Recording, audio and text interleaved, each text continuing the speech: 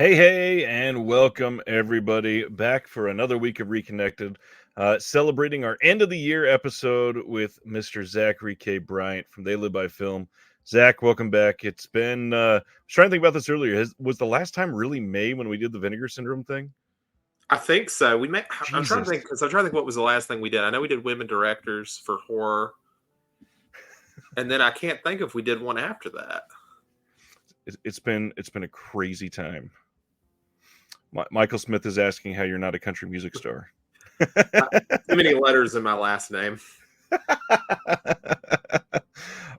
So it's been a long time. There's been a lot of stuff that's happened in physical media with the podcast and everything. How's the year been for you? It's been it's been busy. The podcast has been good. We're trying to make a slight change to those who listen, so we're figuring that out now. I think we do a format change. It seems like every year, so I guess it's just tradition at this point. But Right. beyond that, just I got a vacation a month and a half ago, and that's pretty much all I worked for in 2023. And now I can just move on to the next year. So why was it such a big vacation? Tell everybody where you went. I went to Eastern Europe. So I started out in Poland. I went to Slovakia, and then I went to Austria, and then I went to the Czech Republic, and that was over 2 weeks. And I am still jealous that you got to do that. Well, I'll be jealous of myself for the next couple of years when I can't afford to do anything else. So it's fine. Yeah, that's the hard part with travel, and that's for me. Like that's why I dread it, because doing it for a family of four, no. I mean, like traveling to Eastern Europe just for one person's expensive. That would have been Chris, but it is a great interview. I will definitely pass that along to him. Zach is sometimes there for the interviews, mostly listening behind until he thinks of some amazing question, and then you realize 20 minutes into it, oh, Zach was there. Yeah. I just try to hide in and see what happens. So what you been watching? Has there anything been going on movie-wise that you've been paying attention to? Well, I've been catching up on the 2023 list. I got to 105 movies from this year so far. I'm going to go see Ferrari tomorrow. And beyond that, I've been trying to actually watch more stuff I enjoy. So a lot of found footage here lately because I have to get into that about once a year and go watch a bunch of useless stuff on Tubi and then try to get other people to watch it. I just put out my episode on found footage probably a month ago, and I swear it's one of those topics that I am super passionate about, and I got like no engagement from it. I swear nobody likes found footage except for like me, you, and like 8 other people in the world. It's like last night we were watching. Me and my girlfriend were watching Host, that one that Rob Savage did. I hadn't seen it. It'd been on my list since I watched Dashcam, and she's sitting over here in the corner with like a pillow over her face, and I'm just like, you don't see that. Like, I can't get her to get scared of anything else, but found footage will terrify her, and I think it's got that potential for it. There's a lot in found footage that I love that it seems like hardly anybody has seen.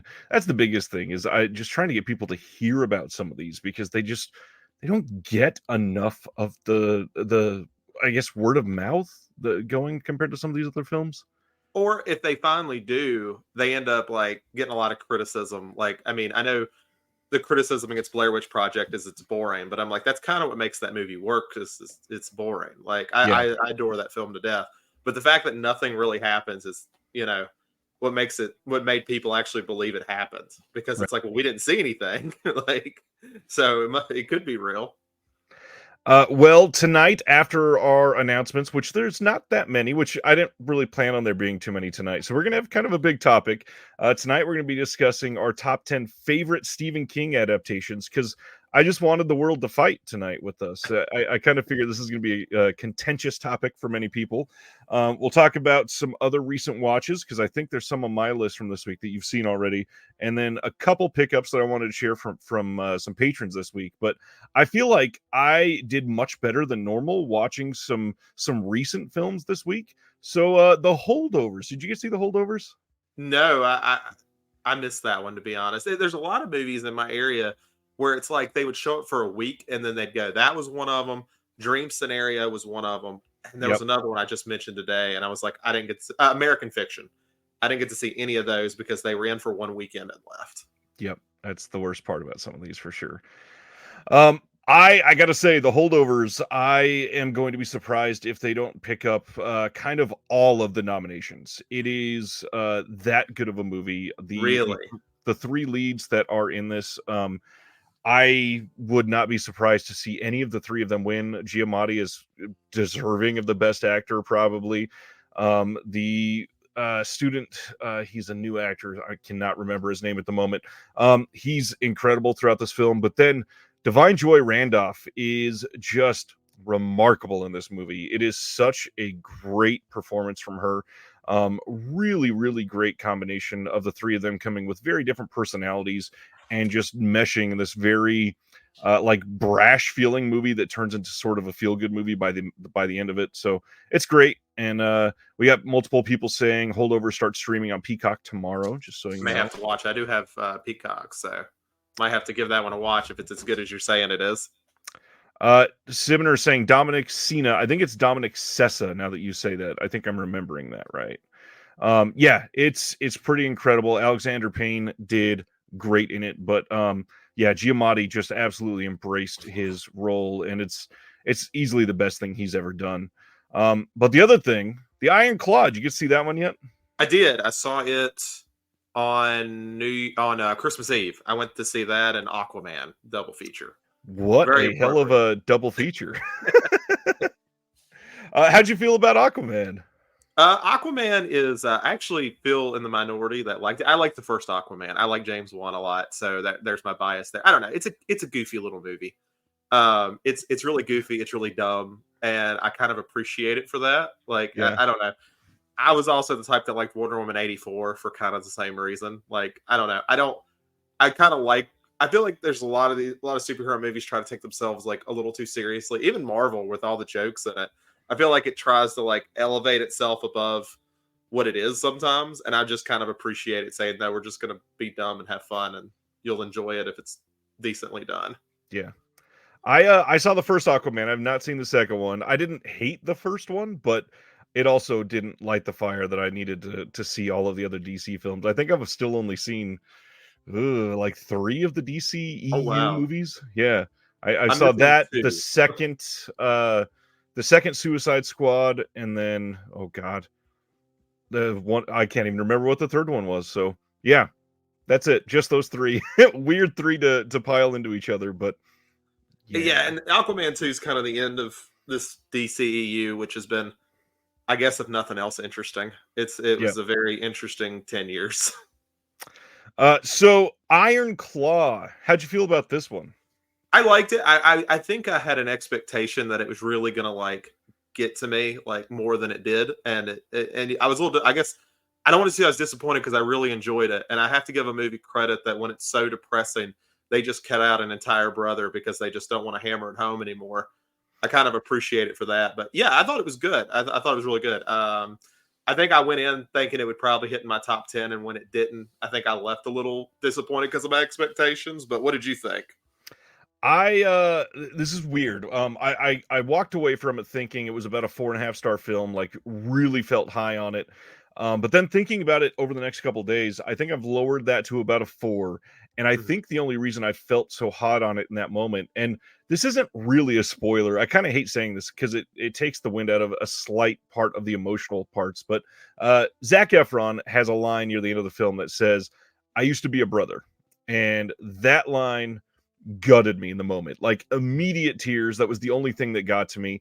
But thinking about it since then, like the script was a mess. The fact that you erased an entire brother is really weird. Like his reasoning for it is because he doesn't want to just do the same thing over and over again.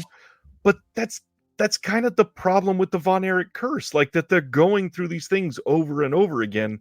Erasing it takes away some of the power of that. And I can't take anything away from any of the performances. Efron put in the best performance he ever has. Maura Tierney was like a revelation in this. I've never seen her act her ass off like that. Fritz, I never remember. I think his last name is McClannon. The gentleman that played Fritz, the father, the guy from Mindhunter, he was incredible in this. Super compelling. Probably He's a one of the super better. underrated actor too. I hope Yeah, he gets some appreciation because he's. I've been a fan of his for a long time, and I'm glad to see him getting bigger roles. yeah, Um, but yeah, really the part that kind of took it away from me. I hate, and I'm trying to do this without spoiling. There is, I guess I'll call it a fantasy sequence near the end. Like that's not from Efron's point of yeah. view near the end, and I'm like, this is kind of an unusual scene. Felt a little weird to me too. Yeah, I was like, because I feel like we got the point. Like I felt like I don't know. It's one of those things where I think there's so much good in this movie, and I'd be really interested to see what else the director does because I think he has a lot of talent. He did a lot of. That's a tough story to adapt, and I think he did a solid job doing it. And it looked beautiful. I got to admit, this is one of those things where you could have really phoned in a lot of the wrestling stuff and still told a really compelling, like dramatic endeavor type of story. He actually nailed a lot of the other wrestling stuff that could have just been bad. And it's really like Ric Flair is in this, and they gave the right attention to Ric Flair. They did him right. They covered everything appropriately. Loved that. Ronnie shouting out more tyranny in everything she's in. I will need to look that up to see if I've seen that. That title sounds very familiar. Um, let's see. We got a couple comments on this one. Without spoiling anything, I will say I took that scene as his interpretation or wish that he was making. I thought about that, and I don't disagree with that. Is probably the intention. It just I think where the film had stayed so grounded, it kind of just took me out of it for a second. Right. Like I'm not sure if there's a right or wrong way that would have fixed that for me, but it just like I don't know. It was just it was so weird to me because at first I was like, is this like some kind of weird flashback for a second, and then it was like, no, this is something else.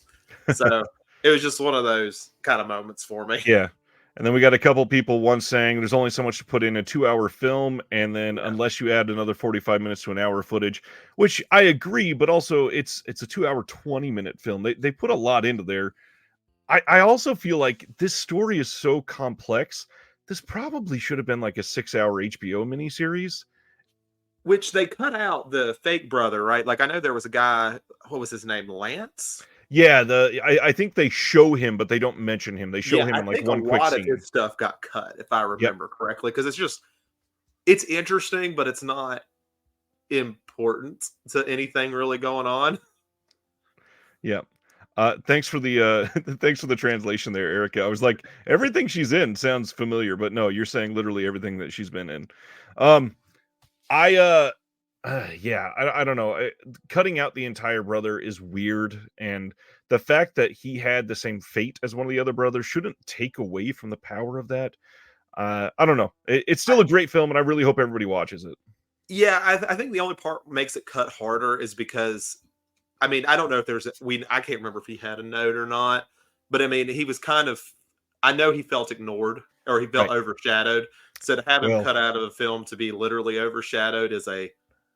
I don't think the director had any malintent at all. I think it's just like, how do I adapt a story? I mean, we're going to talk about adaptations plenty. It's a real life is even more complex than a book because you feel like that you owe something because these are real people. So it's a tough thing to balance. Yeah, and yeah, I mean the fact that parts of the family are still alive and they get to see this, like the fact that the family's getting attention is cool, but also leaving stuff out feels weird. I don't know. It's a weird line to walk. I get that. Yeah, and I mean, people's lives aren't. And that's always the thing I try to go back to is like people's lives aren't cinematic. I mean, Yep. it's an issue I had. I don't know if you've seen Napoleon this year. It's a movie Not I yet. liked, but it's like it's an easy mistake to just feel like a Wikipedia article. Like they were born, some stuff happened, they died, the end, and it's just like okay. All right. It's probably time to talk about a couple pickups. Like I said, I got a couple stuff from some patrons to highlight. Is there anything that you've got recently you want to highlight, or are we passing since the vacation? Well, I'm still waiting. I know me and you talked about this earlier, and I appreciate you letting me know. I'm still waiting on my Severance stuff. Like I spent about $200 on that sale, so I've been like waiting for the 4 to go in, the paying 4 to finish up, and Yeah. so a lot of stuff's just been little stuff. Mostly been getting into gaming, so just been picking up PS3 games because I have a problem that I just have to get back into a console that's probably barely running at this point. Which one are you focusing on right now? What game is the big one this week? Oh man, I got back into playing GTA 4. I guess the announcement made me nostalgic because I've never been a huge fan of 5. Yeah. So I was like, I'm going to play my favorite one, and then I got through Far Cry 2, which is still awesome. That one's I know is divisive for a lot, but I love Far Cry 2. If the moment I die, I get to see a list of stats about my life, I'm really curious to see how many hours I put onto GTA San Andreas because I lived in that game. And yeah, and there's just that game is awesome. I just saw when I was at my parents' house for Christmas, and I got on my mom's Netflix because I don't have it, and I was like, whoa, you can play GTA San Andreas on Netflix. What? Yeah, it's on there. I'm like, what is this? That's weird. Interesting. All right. So a handful of things. We did a Secret Santa on one of my Facebook groups I'm in, and one of them that got me is actually a patron of the channel. So I'll show Matt Shields sent me Silent Running, the Eureka release from the UK, and then I don't remember ever seeing this media book, but I got the Black Friday media book with Boris Karloff and Mr. Lugosi, of course. This looks pretty nice, and it's a Wicked Vision media book, and just straight up missed it. And then Flickering Waves, who's in the chat tonight, sent me a little package, and a cool thing, I've got the Wishmaster trailer on film. Oh, that It's is pretty awesome. rad. Those are And 35 too, aren't they? yeah. Yeah, that's awesome. Little promo card for the holdovers that we just talked about. Pretty nice. He sent a poster from the brand new Teenage Mutant Ninja Turtles Mutant Mayhem with the April O'Neil character on it. Loved that. And then some local music from Tampa, Florida, Rec Center. And the other one is Die Alps, More Important Things. Eager to put those in this weekend. And then some old school Blockbuster promos of Planet Terror and Death Proof in immaculate shape. These are great. And then there's a little download code for another band in Florida on the back of one of those. And then Brian, who's in the chat as the Wonderment Project, just got these today, sent me some incredible laser discs. We've got Starman. And you won't even have to buy the Columbia set now. Look at that. Not at all. You can just Escape watch from the LA. Laserdisc. Who needs a 4K? Escape from New York. And then Assault on Precinct 13. I feel like that Assault is hard to find just because I just feel like it gets overshadowed by the other ones. That's awesome. I'm so stoked on those. And now I have more Carpenter to choose from for my eventual evolution to physical media thing that I'm going to work on, because I had body bags and I'm like, this is kind of a weird one to put on display for Carpenter. Yeah, it's only like 2/3 Carpenter anyway, right? Yeah. Yeah. All right. So that's pickups for the week. Went over watches. How about some announcements? So nothing too crazy this week, and it's nice and short, and I clicked on the wrong one to start, I think. No, that's the right one. Gas Oil, coming from Kino Lorber on Blu-ray soon. This is also known as Hijack Highway, another one that we don't know the release date from, and this is from 1955. I know nothing about this. I have a feeling that you're on that same page. Yeah, I'm actually kind of surprised because Kino's been kind of getting into some weird. We're going to put this random movie on 4K. I'm actually surprised this one's just a Blu-ray. Yeah, I'm curious what the what the scan and all that information on the restoration is there. Usually they would say something about it here. Yeah, this one's very interesting. I'd not heard of it. I was curious about God, even like the AKA name, Hijack Highway. I feel like I'd seen that before, maybe, but it's not ringing any bells for some reason. I mean, only 245 people in Letterboxd have said they've watched it, so that checks out then, and that's a very Kino title to just drop like that. Next up on our list is some MVD Rewind titles. We got Mean Guns coming on Blu-ray on April 9th. This is with Ice-T and Christopher Lambert. We've got an audio commentary with Albert Pune on this. New interview with Gary Schmoller, the producer. And then a new interview with the executive producer, Paul Rosenblum. New interview with the composer, Anthony Ripperetti. And we got the trailer. That's it. But just continuing the MVD Rewind line. And another Albert Pune. That's a big deal.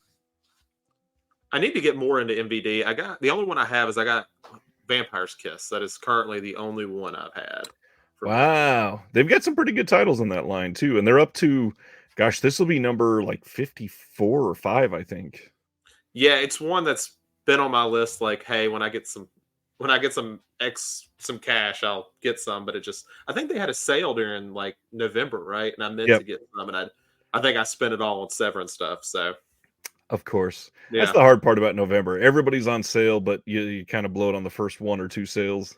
Especially because, like, I can't remember. You might can remind me. When Severin did the 4 Flies on Gray Velvet, was that just a title for the sale, or did they end up selling it afterward? I feel like they weren't clear how they were selling that title, and I remember I specifically had to get that one, and I didn't know if they were going to do the same thing. Yeah, they weren't super clear on it, and the funny thing is with Severin, you can literally email them right now and just ask for a copy of 4 Flies and still get it from them.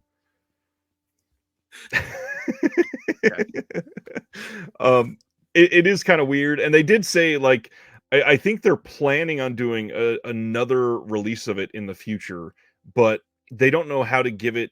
I think they're trying to make it a special standard edition, and that sounds weird to say it like that, but they think it deserves more like panache than what they would normally put into just a standard no slip release. I mean, it was a nice release anyway. I don't I don't get it. Okay. Yeah, it's an odd one. I'm not real sure. Aces High from 76 coming from Kino soon as well. This one's got Malcolm McDowell in it. And this one with Peter Firth, Christopher Plummer. I believe I'd seen this one like when I was super young, I think, but I don't remember it at all. I've never seen it, but yeah, that cover looks like if I just saw that cover and scores, like, yeah, Kino will do that one. Yep, yeah. Exactly. Yeah, this is one that it had Kino written on it from day one.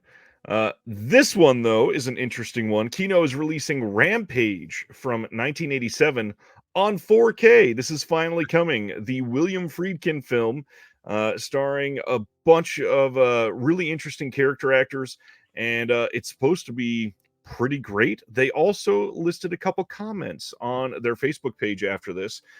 They said that it was going to have both cuts, I believe. But the other big thing is Friedkin's Bug is back on the menu. Now that Friedkin has passed away, they said we are going forward with it.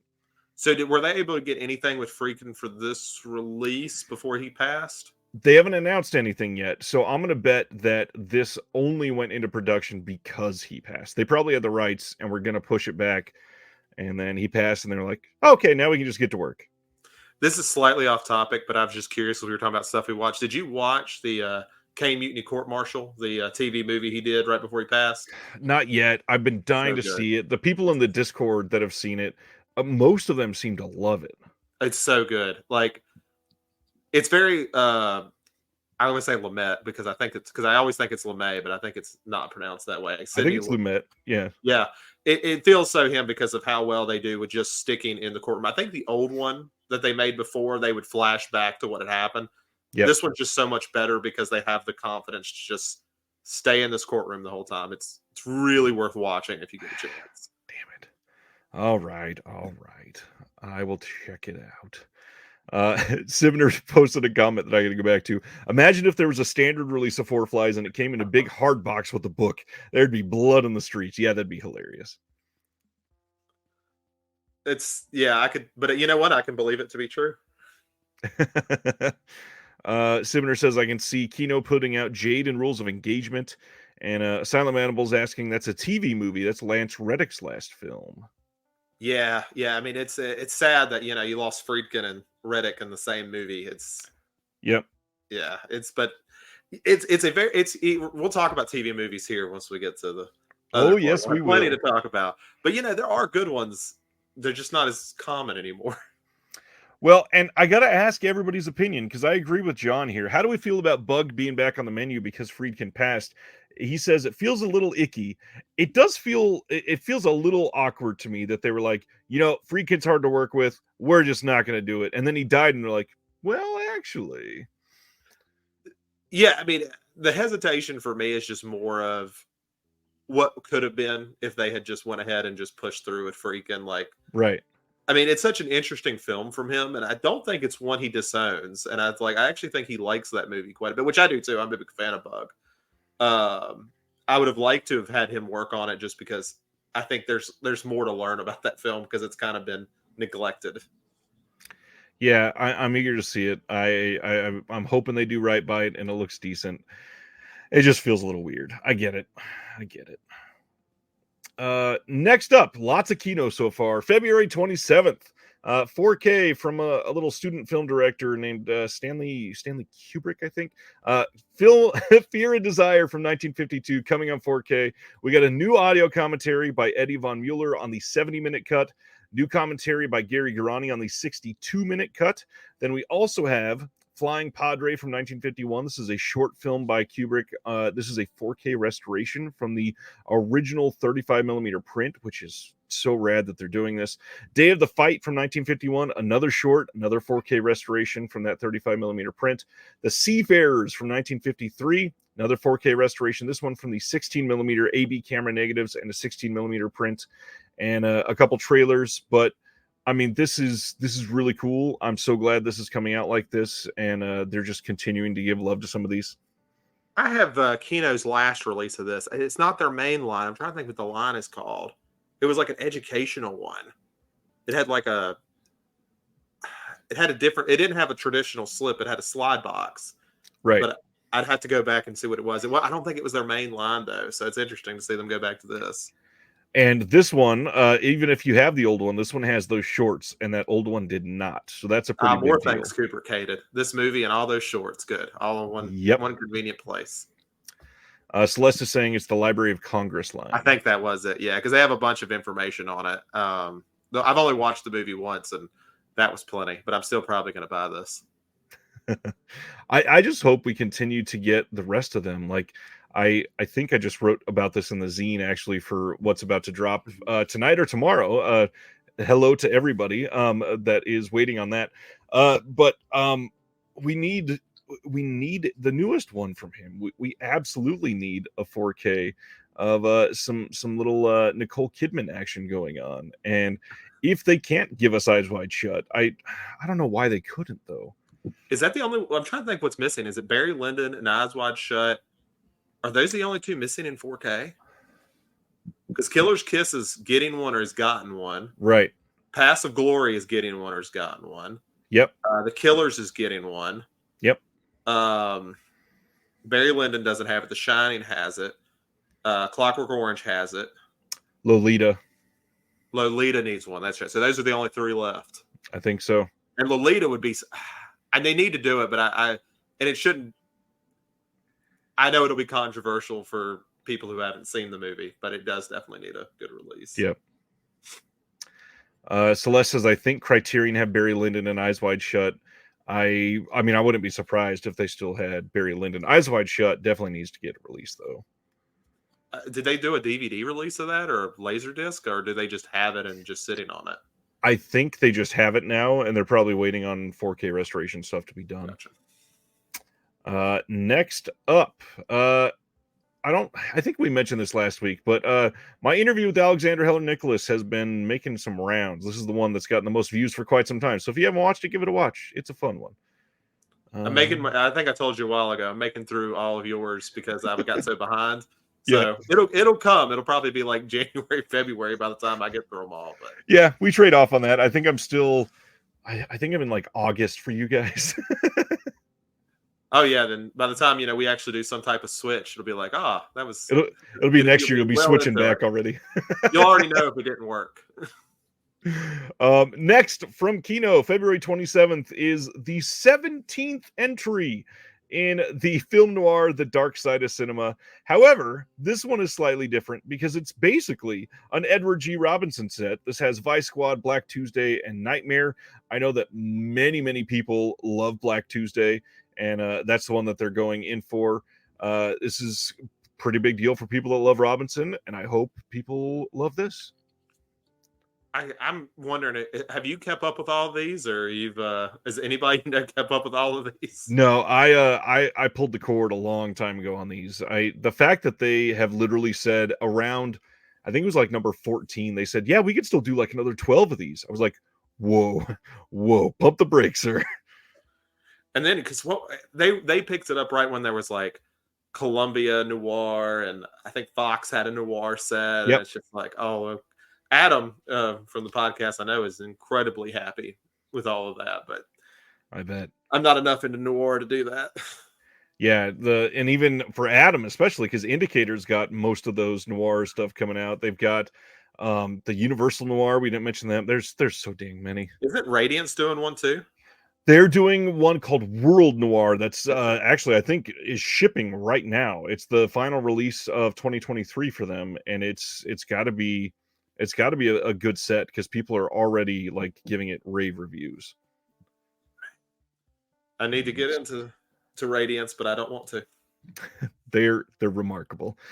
They must sell well if they keep pumping them out. To be honest, I just don't know to who. That's a great question, Celeste. I guess it's the same thing. Like if they started coming out with like slasher box sets, there's those people who are just into it and will dedicatedly get every one of them. I would be one of those people, but I don't know. There's not as many noir fans as I know slasher fans. Well, the hard thing with slashers and noirs alike is that there's so many films that you could technically make an argument that they're a slasher and noir, but they're really not at the heart of the stories, especially noir. It was basically, oh, there's some crime and it's in black and white. That's a noir film. And then, it's funny when actually noir and slasher kind of like meet. Probably one of the most interesting ones, like The Leopard Man, which is kind of both, and it's neither. I like Leopard Man a lot, but it's a strange little movie because it's kind of in that transition period. Gotta love that weird, awkward period. Next one from Kino, which they were the only one putting out announcements for a few days during the holidays. Yeah. The Cruel Sea from 1953. This is nowhere near my radar at all. This is the type of film that I just definitely would probably not even watch. Charles Friend is the director on this one, and I know literally nothing about it. I'm like looking it up because I've definitely never heard of that. Dustin says, I've collected all those film noir box sets. Love them, even if they play fast and loose with the term. Yeah, they do. Celeste says, The Leopard Man rules, saw it in 35 millimeter in October. That's rad. It must be so nice that all of you guys live near like 30. I hear all of you guys talk about seeing something in 35. I'm like, I'd have to travel like 4 hours to find a theater that even has a physical projector anymore. What's funny is I think Celeste lives relatively near to you. Really? Okay. Maybe I'm not looking at the right place. Like within a few hours, obviously. Okay. What's going on, Dead Sea Life? Will is going to drop in and spout off about Cruel Sea. Will is probably not able to watch tonight, sadly. Celeste, it was my first experience with 35. I actually traveled 5 hours for the festival. Damn, nice. Wow. Yeah, that beats my record. I think the furthest I drove for a specific movie is 3. And what movie was that? I saw it at Alamo. It may be They Cloned Tyrone. I think that might be the furthest. Interesting. I was waiting to hear that it was the Titanic restoration. Thankfully, I only had to go like to my Regal to see that one. And nice. Yeah, we were going to see it in 3D, but the 3D was busted. So I was like, that makes sense. So, but hey, I got to see it. It's fine. All right. Next up is one. Well, actually, I think this is my favorite horror of this year. When Evil Lurks is coming on Blu-ray on March 26th from RLJE in association with IFC Films. This is the same director that put out. Wow, totally blanking on the name of it. Do you remember which one I'm talking about offhand before I say it? I do not. I don't think I've seen the other movies this director's done. Terrified, that's the name of it. Oh, never mind. Then yes, I have seen it. Terrified is great. Yeah, I love Terrified. Thank you, Dallas and Silent Mandible. Yeah, Terrified is incredible, and When Evil Lurks may actually be better. Did you see this one this year? I did. Um, What do you think? I thought it was fine. Like I wanted to love it a lot, but I just kind of I wasn't crazy about it. I like the idea of like it was one of those movies where I couldn't get invested in the story, and then like the gore would come in, and I got reinvested, and then it would just kind of slowly I'd go out of it again. So Yeah. I want to rewatch it because there's a lot of things I liked, but I don't know if I wasn't in the right frame of mind or it just wasn't for me. But I plan to try it again down the road. Yeah, it's a very good first 2 acts of the film, and then the 3rd act definitely pumps the brakes a little bit too much. I really like Terrified, but something Mhm. about the first, probably about the first half of this movie just grabbed me. The whole, like, folk horror aspect of this is just really fun. I almost feel like this could do better on a second viewing, so I'm eager to check it out on Blue when that comes out for sure. I do probably want to mention what everybody's reacting to Sivner about, and I should bring down the When Evil Lurks poster just in case people did not hear about this. Yes, from what I'm hearing, the 4K release of The Abyss has been canceled in the UK, not in the US, but in the UK, and the reason being is because of that one scene of animal torture, and they supposedly they basically rejected it, and Disney was willing to comply and take out that one scene, and the company that had, I think it's Lightyear production or something like that, had just done the restoration on it, and they vetoed the option and said, fine, we're just not going to put it out. If you won't let us put that scene in there, we're not releasing it in the UK. I've been sitting here like for like a good since you started talking about like where is there animal torture and somebody put the rat. I'm like, oh, it's about the rat. I was like, It is oh, about the okay. rat. I was like, okay, all right. It is I was like, did I ridiculous. forget something in the abyss? Lightstorm, that's the company name. Yeah, Yeah. it's Lightstorm. Yeah, this is frustrating as hell, especially for people that have been waiting for so long for this. It's they're probably going to lose a little bit of money, but they weren't going to make a ton of money anyway, so I understand why they're doing it, but I mean, the best silver lining is 4K is region free. So most of the time, the import costs will suck, but I mean, at least it's not closed out. right? As long as we Yeah. don't get it closed out here too. Oh man, let's not speak that into existence. All right, going to the next one. Infiltration. The January 30th release of Infiltration is coming from Welgo. This is a 2022 film, and this is a Russian film. This is going to have the original Russian audio track with English subs and an English dub track in this, which kind of cool for Welgo to put both of those on there. Never heard of this movie. Not sure how good it is, but there's a trailer if you want to take a look. Some of the action looked okay. A Russian war movie during this time might be an interesting watch. Yeah, Just kind of I see I where we didn't go with it. I wasn't going to bring it up, but yeah, very very curious time to release a war film from Russia. Next up, this is one that we kind of had talked about recently. So, um, yes, let's bring this up again. Film Movement announced that they are releasing a Lee Chang-dong box set in summer of 2024, and this is a big deal because it was just announced as coming out in Australia. But this one is going to be a little bit different because this is going to contain the movie Greenfish. So if you were going to import that release, you may want to grab this one from Film Movement instead. They said it'll be out early summer of 2024. So you should be able to see that this year. But just as a reminder, this is going to have Greenfish, Peppermint Candy, Oasis, and then also 2010's Poetry. 3 out of those 4 films had a 4K restoration.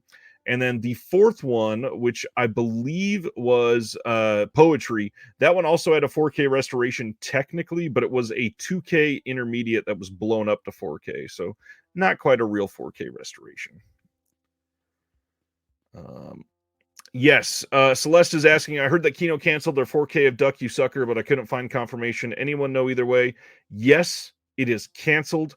They also canceled one of the The other 4Ks from Bronson, I think. Oh, it's Charlie Varick is also getting canceled as well, and I don't remember exactly why, but yes, both of those are getting canceled from Kino. So the Kind only of rough. Leone movies we have in 4K are just the Trilogy, I Dollars believe. trilogy. Yeah, at the moment, at least. I want to be selfish and say don't put out Once Upon a Time in America because I have value with what I have. Don't make it for me. Yeah, it's worth quite a bit right now. Let's see. One fish, two fish, green fish, blue fish. Where was that posted? Couldn't find on their socials. I believe it was on the blu-ray.com forum, Celeste. Unfortunately. And Kino, if nobody is going on the blu-ray.com forum, Kino is very active on there. They can get a little what's a nice word to put it? They can snarky. Yeah, they get a little snarky on there. It's actually kind of fun. Yeah, they did say Charlie Varick was a legal issue. That's right, Anthony. I just remembered that. Next up is The Holdovers. We got some more details on this. This is coming very soon. So soon, in fact, next week, January 2nd on Blu-ray from Universal. And this is going to have an alternate ending, which I'm very curious to check out. Some deleted scenes, an introduction by the director, and the cast of The Holdover sit down and they are discussing getting into the minds of their characters. You meet the boys of Barton, the school that they were attending, and learn more about Alexander Payne's casting process. And I got to admit, the cast in this movie is incredible. So I'm very curious to see what he thinks on that. Can I just note that it's really annoying? Is Universal putting this out? Yes, sir. Which means because of maybe that annoying 4K and edition they put on there. Yep. It looks so terrible. I wish they'd stop. These are not collector's editions. I mean, there's features. The hard part is it's Universal, so there's a chance it'll come out in 4K in 6 months. Yeah, of course. Especially if it wins an Oscar. And it'll definitely win at least one, I'm sure. I'm trying to think who put out Parasite, because Parasite had that same run where it was Blu-ray, won awards, Criterion, and then 4K. Was that the order? I think the 4K may have come out before Criterion. Maybe it was. It was one of the other. I feel like the 4K and the Criterion were pretty close together. But yep, they were very close together. And the hard part, the 4K Parasite doesn't look that great. It's about the same as the Blu-ray. I got the Criterion one just because I didn't own it yet. Yeah, it's nothing to write home about for that 4K.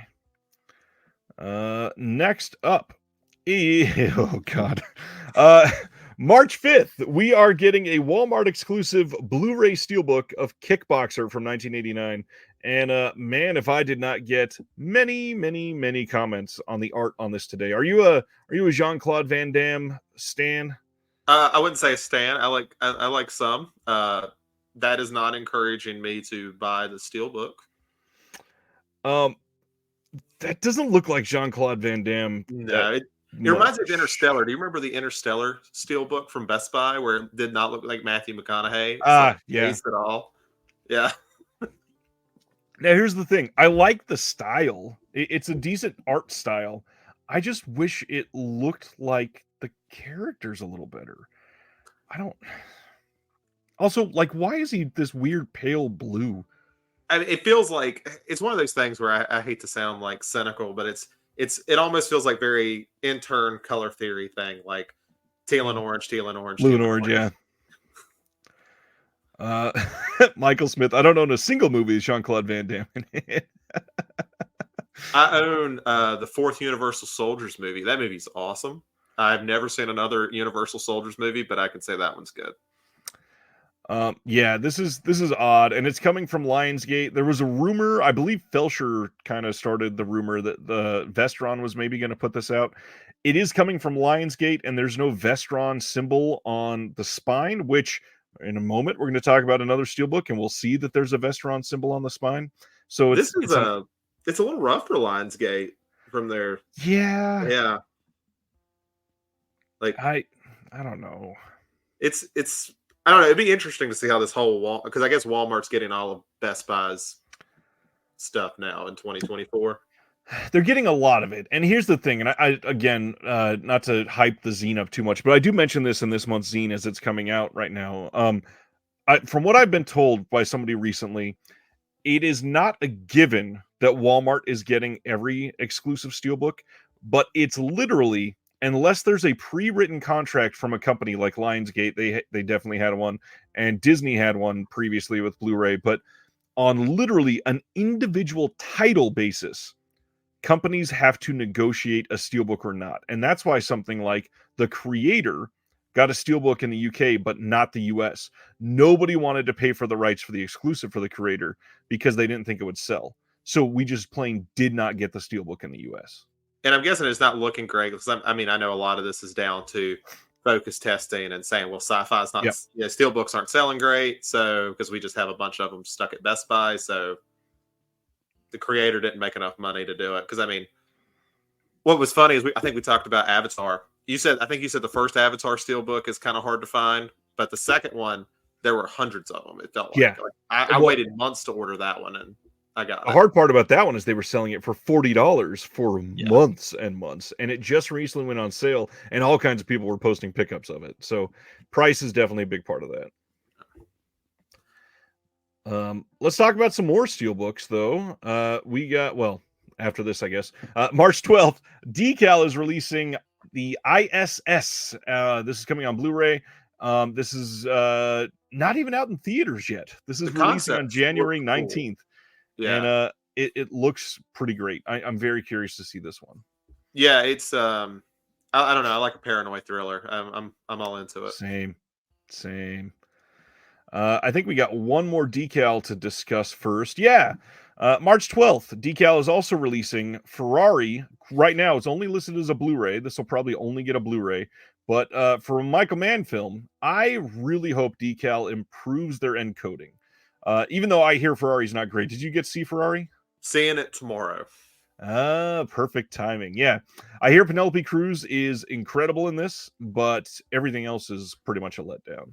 Did you see that clip with I think they were in France and a critic was asking Adam Driver why the crashes didn't look great, and he's like, what do you have to say about that? And he's like, I don't know, go fuck yourself. I don't know.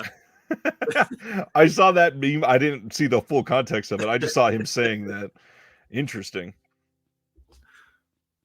Silent Mandible saying he's heard the opposite. Heard it's great. It's mad. I mean, I feel like Black Hat has a huge following. Yep. I still plan on seeing. I wouldn't say huge. It's got a very vocal following. So I mean, that's true. Yeah. That's true. Let's see. Celeste is asking, what do you mean every steelbook is negotiated individually? Like, I guess my question is, as opposed to what? Wouldn't every title or exclusive be negotiated individually regardless of the former? Not necessarily. One of the examples of that is Disney. Disney had an exclusive with Best Buy. They had that contract set in place before the whole Best Buy was gone. So they basically dictated what was coming out on Blu-ray or what was coming out in a steelbook or not, because they already had that set up in place. And Best Buy just put up with it. They were the exclusive carrier, and that was that. But nowadays, I mean, with multiple companies putting out steelbooks, they get to choose who to put it out or not to put it out. And if nobody wants to bid on that exclusive rights, it just doesn't come out. I am curious. Like, usually I'd be very against something like Best Buy stopped doing it and then Walmart takes over. But I'm almost wondering if that means there's going to be more copies spread out because of how many Walmarts there are compared to Best Buys. Like, maybe it'll actually be possible to get some of these that, like, I went to get Oppenheimer the day it released, and my Best Buy just said, yeah, we didn't get it. I'm like, you just didn't? Okay. Cool. That one is different because all of those sold out on pre-order. So literally no store got them. Literally no store got them. Which is insane. Like, the demand is there. It is. The other part is with Walmart, many Walmarts are not getting any of these exclusive releases in. So for many people, if you don't get them in, your only option is to buy them in the mail. And then we get questions like we're getting right now from Julius Thunderhead. I hope that's how you say it. It might be Gilius. Steelbooks look awesome, but I rarely bother because it's so hard to get them in good condition, even for pre-orders and new releases. Any tips?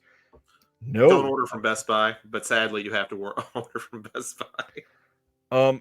I would say try to find them in the store so you can inspect them first, but that's not always feasible. And it's That's why I didn't But get Oppenheimer. I was like, I'm not gonna order it. I'm gonna go in the store and buy it, and like I do yeah. every other one, and I couldn't do it on that one. I I get it because some steelbooks are really nice. A lot of times they have better art. There's been a couple that have been, like there's exclusive discs or something in there. But then if they're going to come up banged up to you, why would you go through the process? It's Especially when they're hate because of the digital codes make it so hard because like I got the Rambo 5 the box set they had, the steelbook yeah, box that they had.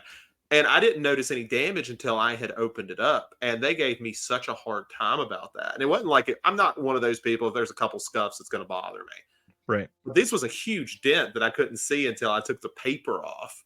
Yep. And it's like, no, you can't, we can't accept it because of the digital. I'm like, I haven't used it. Just, can I please return it and get a good one? And the hard part with that is sometimes they'll say we can exchange it for the same item, but you have to open it in front of us, which okay, like how does that stop anything? Because Yeah. anyways, Yeah, I'll gladly do that. They didn't even give me that option. I had to end up calling Best Buy customer service, and they had to do everything on their end, and then I could go in there and just pick it up. yeah. Ruben says my Walmart usually only has DVDs. Same. There's like 7 Blu-rays at mine, and most of them are all brand new films, no steelbooks, and then everything else is DVDs for the craziest things you could possibly imagine, like Asylum films, random copies of The Gate, stuff like that.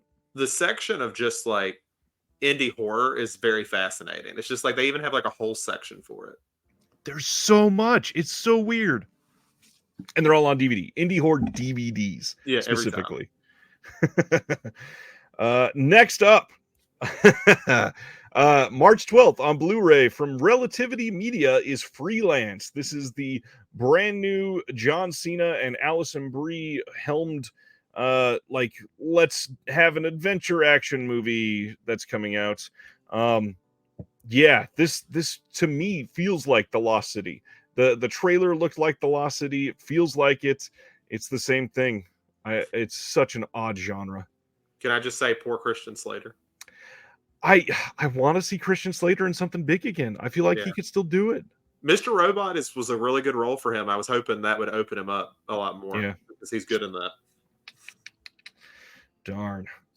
All right, so here's that other steelbook I was talking about. March 5th on Blu-ray as a Walmart exclusive steelbook from the Vestron video line. And this is how we can see that.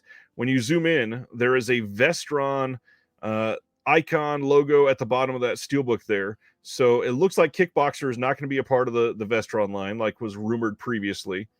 And then this is the outside of the steelbook. This is the inside of the steelbook. That classic art is on the inside. I don't hate this one. It's no, a little actually, if they would do it for all of them, I would be way more excited because I was like, these would look good together. Yeah. If you're going to collect Vestron. And they've done 2 now. A lot of people forget a few months ago, Vestron, I feel like they were testing the waters, but they put out Maximum Overdrive in a steelbook. That's right. And now we got Little Monsters. And then after this, we also have Shivers from David Cronenberg as a Walmart exclusive. We have people going to Walmart for a release of Shivers from David Cronenberg. That's such a weird sentence to make in 2023. Yeah, I think this steel is beautiful. Also coming from the Vestron line on March 5th. And the inside is the classic art. I like that. I mean, this is pretty. It's nice. Yeah, I'd be curious to see if they continue doing this, how their art will evolve, because it doesn't seem like they care as much about uniformity in the sense that every one of them needs to like have something, which I think is a good thing. I think them looking unique is better than just trying to keep to like one basic outline for very different movies. Yep. Anthony says Kickboxer probably going to be the same old Lionsgate Blu-ray, most likely. Which Vestron, that's all they do now anyway, right? Which I know they're not doing Vestron for that, but like, what do you mean? I know, wasn't it like Vestron? They used to be a lot more expensive because they actually did the restoration work, and then they got like dirt cheap because they stopped doing that.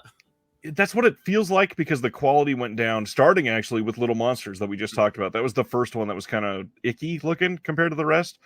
But I've never understood how this was always so expensive for the Vestron line They own the rights to the films. They're the studio. They don't have to pay for licensing. I've never understood. Well, it's like that's why I've never owned Maximum Overdrive, is because like I like that movie all right, but it's like $30. I'm Right. okay. And then the Steelbook came out, and I think it was only 20, Yeah, which is I should have grabbed crazy it to then. do to people. Let's see. We had a question. I missed it. Dustin saying, "Why is Allison Brie holding a cell phone in that picture?" And I wanted to see what that was. Okay, that's weird. And What is that? Is a big cell phone. the explosion is visible in the cell phone. I love interns. Thank you God for that. And it's the director I of what? I can't even read that. the director of Taken. I don't even know who that is. They literally don't name him at all on this poster or in the synopsis. So yeah. I don't think I've ever said I'm going to watch Taken for the director, so I just can't even tell you who it is. Terry's pointing out Shivers was in Walmart when it was released through Vestron. Yes, all of the Vestron has been showing up in Walmart, thankfully. It's just weird to have everybody go to Walmart for a Walmart exclusive release of Shivers from David Cronenberg. I wish Eric from MVD Rewind did an uncut hybrid cut of Kickboxer the same way he did Lionheart. I think that's what everybody wanted for sure. TikTokers be TikToking. Oh man, embarrassing Photoshop. Absolutely. It reminds me, well, this isn't as bad because it's not a big budget movie, but did you ever see that poster of Ready Player One where the dude's leg is like 10 feet long as he's going up on the ladder? And you're like, that is such Oh a yeah. major movie for them to have that much of a screw up on the poster design. Yep. It's impressive. It's pretty embarrassing. At least this is Final just some regular movie going right. somewhere that everyone's going to watch. Right. Final one for the week is another steelbook, and this is another Walmart steelbook. They are doing Aquaman and the Lost Kingdom. Let me zoom in a little so everybody can see this design. This is coming soon. We don't have an actual release date for this yet, but it is a 4K steelbook. It will also have the Blu-ray and the digital code. No details on features or anything yet, of course, because it'll be a while. But you can pre-order this now if you really want to. I hate to say it, but I think it's the first time I could say the inside artwork's better than the outside artwork. It's pretty good compared to that outside. Thunderhead is saying, of course, two of the Vestrons I bought now have much cooler looking steelbooks coming. This is a solid question. Michael Smith asking, how long before we see a film written, directed, and performed by AI? It's all going to come down to, as sad as it is, in my opinion, it's just actors and writers fighting tooth and nail every time it comes up to keep it from happening. Because, I mean, a studio would love to try it. I mean, absolutely, they're aching to try it to see what happens. All right. Reminder time. Let's go over what is releasing next week. We have The Holdovers, the Apu Trilogy 4K from Criterion, Force Vengeance from Scream Shout Studios, The Facts of Murder. This is one of the titles that's in that World Noir box set from Radiance, but this one's coming out by itself in the US. The Marsh King's Daughter. I did not get to see that one. Did you see that one? It looked interesting, but I never got around to it. No, that was another one that didn't stay in my theater very long. Yeah, that's one I'd certainly wanted to see. I mean, Daisy Ridley and Ben Mendelsohn are an interesting pair, at least. Please Not Now, the Bridget Bardot film coming from Kino, romantic comedy. That one is coming from MGM. Same with Poppy. And then A Hard Problem. That one is the last. Not a whole lot coming out next week. It is a very, very slow time for releases. Usually around the holidays, that's the case. Anything major from there that you're picking up anytime soon? Right away, I don't think so. It's not that I thought. I may get the Holdovers eventually, but honestly, I'll probably hold out to see if they do a 4K in the next year.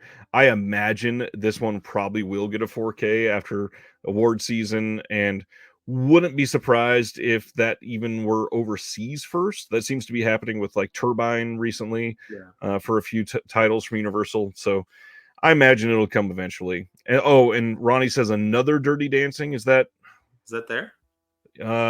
I don't know what's going on here because there's no picture. Let me see what it says. Oh, I didn't even Uh, notice that. just a Lionsgate Blu-ray DVD. It's probably the 4K remaster on a Blu-ray disc. What that is. Oh well. All right.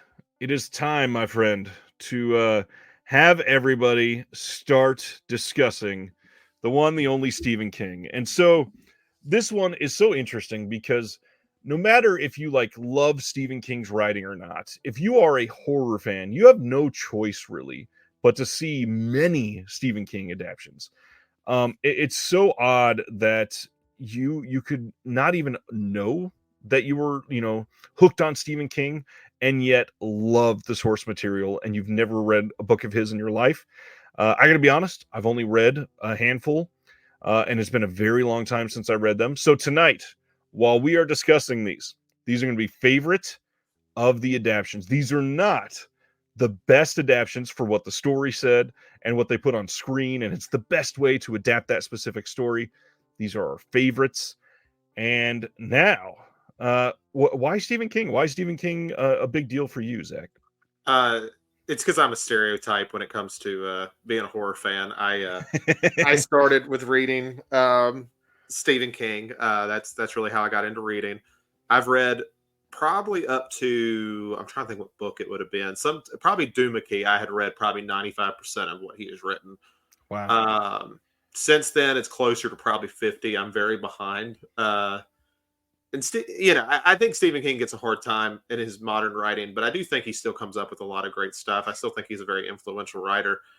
And I mean, it's just hard to avoid him. I mean, we'll get into this list, and I mean, the amount of major genre directors that have decided to adapt one of his works is honestly impressive. There were some where I'm like, oh, they did two of them, or I didn't realize that this person did this. And I mean, you start looking at it, you're like, it has been such an influence since the 70s, and still is. I mean, I don't think we go a year without some type of Stephen King adaptation anymore. Oh, that would be really interesting to look at. Like, what is I'm sure there's been a handful of years where we didn't get anything because we only have, I think if you count all of the TV stuff as well, there's like 60 total, and a few of those all came out in the same year. So I'm sure there's like 4 or 5 years that nothing came out. But man, that would be really fun to look at. Like, what's the longest chain in a row that we got something every year? Yeah, because I mean, they're just taking these random stories now. Like this year it was the Boogeyman, and then last year was Mr. Harrington's phone, Yep. and it's like now we're just like scraping what's left.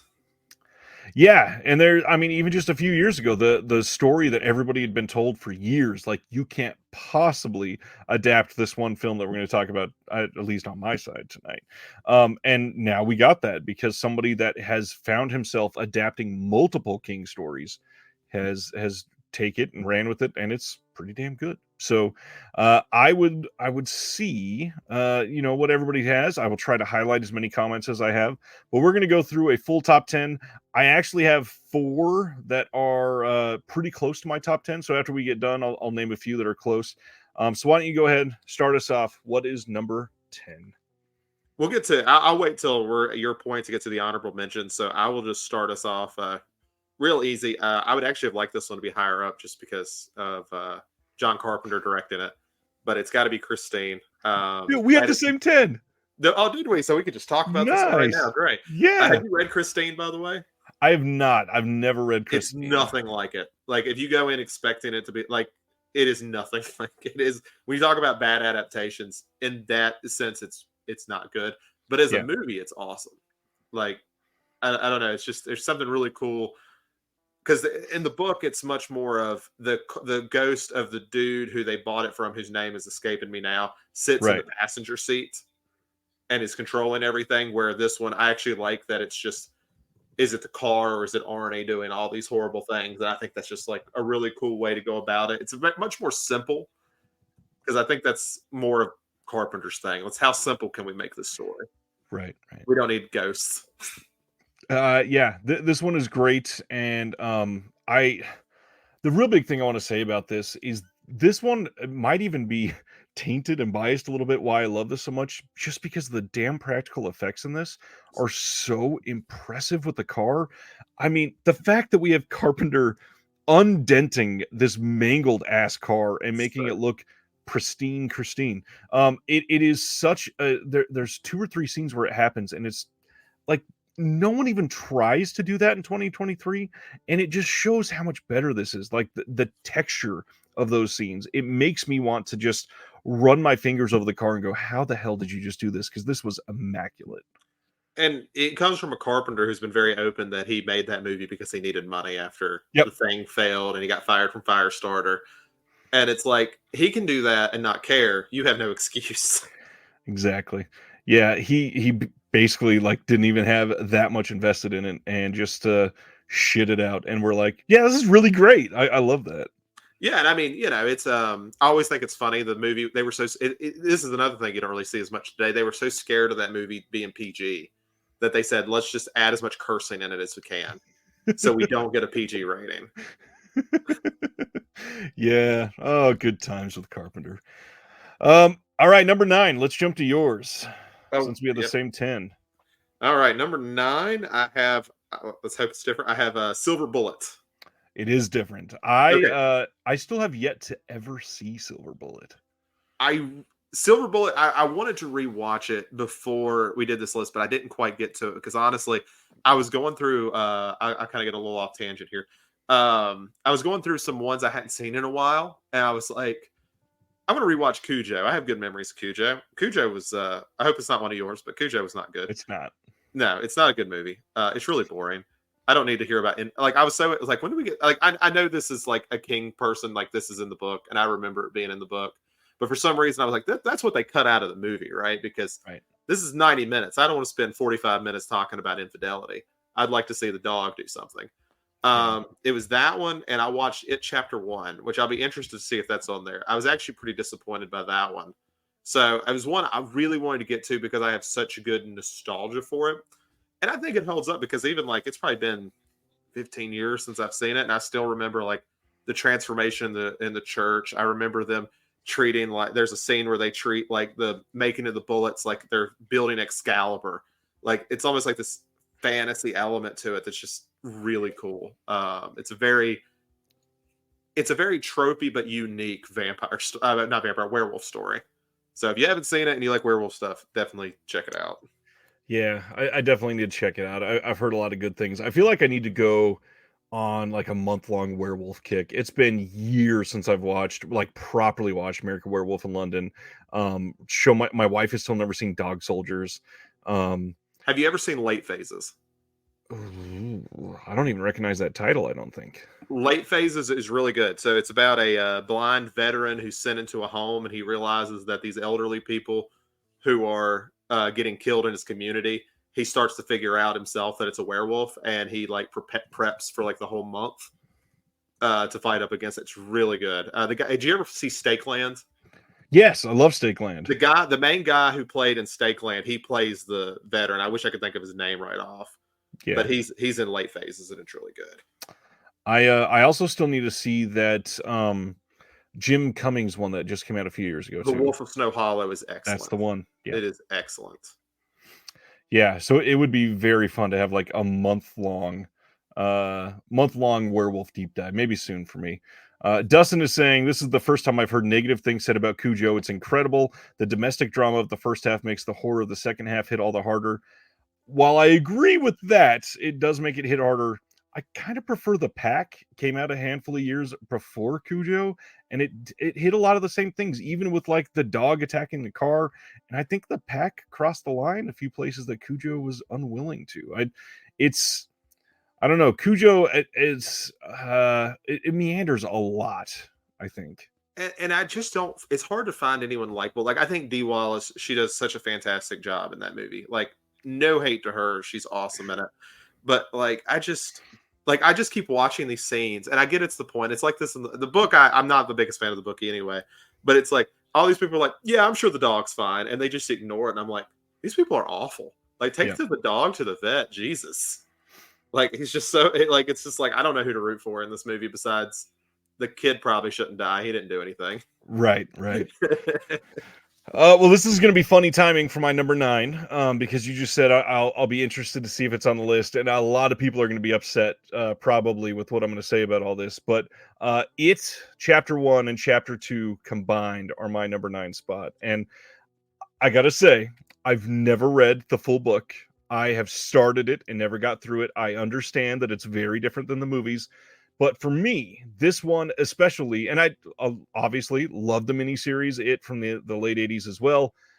I truly love the cast in it chapter 1 and chapter 2. I think that they cast it basically perfectly. All of the kids are great, the adults are great.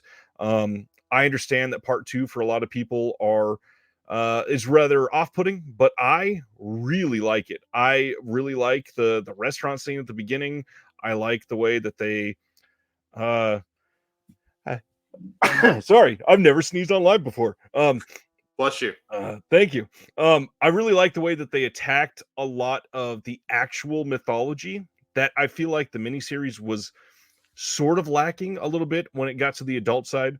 Um, I Yes, and that's what Sivner just said is what I hear a lot. Without splicing them together, 2 loses all of the nostalgia of the first half. I get that, but I didn't want nostalgia in that second half. I wanted it to feel like a modern take. I really like the miniseries and both of them together. I just think it's a really fun story. I think they did a pretty damn good job of it. I won't say it's my favorite, but when it comes to all of the adaptations that we've got, it's number 9 for me. I'm into it. The you know, I was there. I remember going to see it in theaters. It was hyped. I mean, I'm sure you remember how hyped chapter Very. 1 was. It made an ungodly amount of money for what it was. Like Yep. it's honestly impressive to go back and look at it making like $700 million on an R-rated movie about that didn't get that much of a budget, honestly, and it was made by a director. It only made a couple things.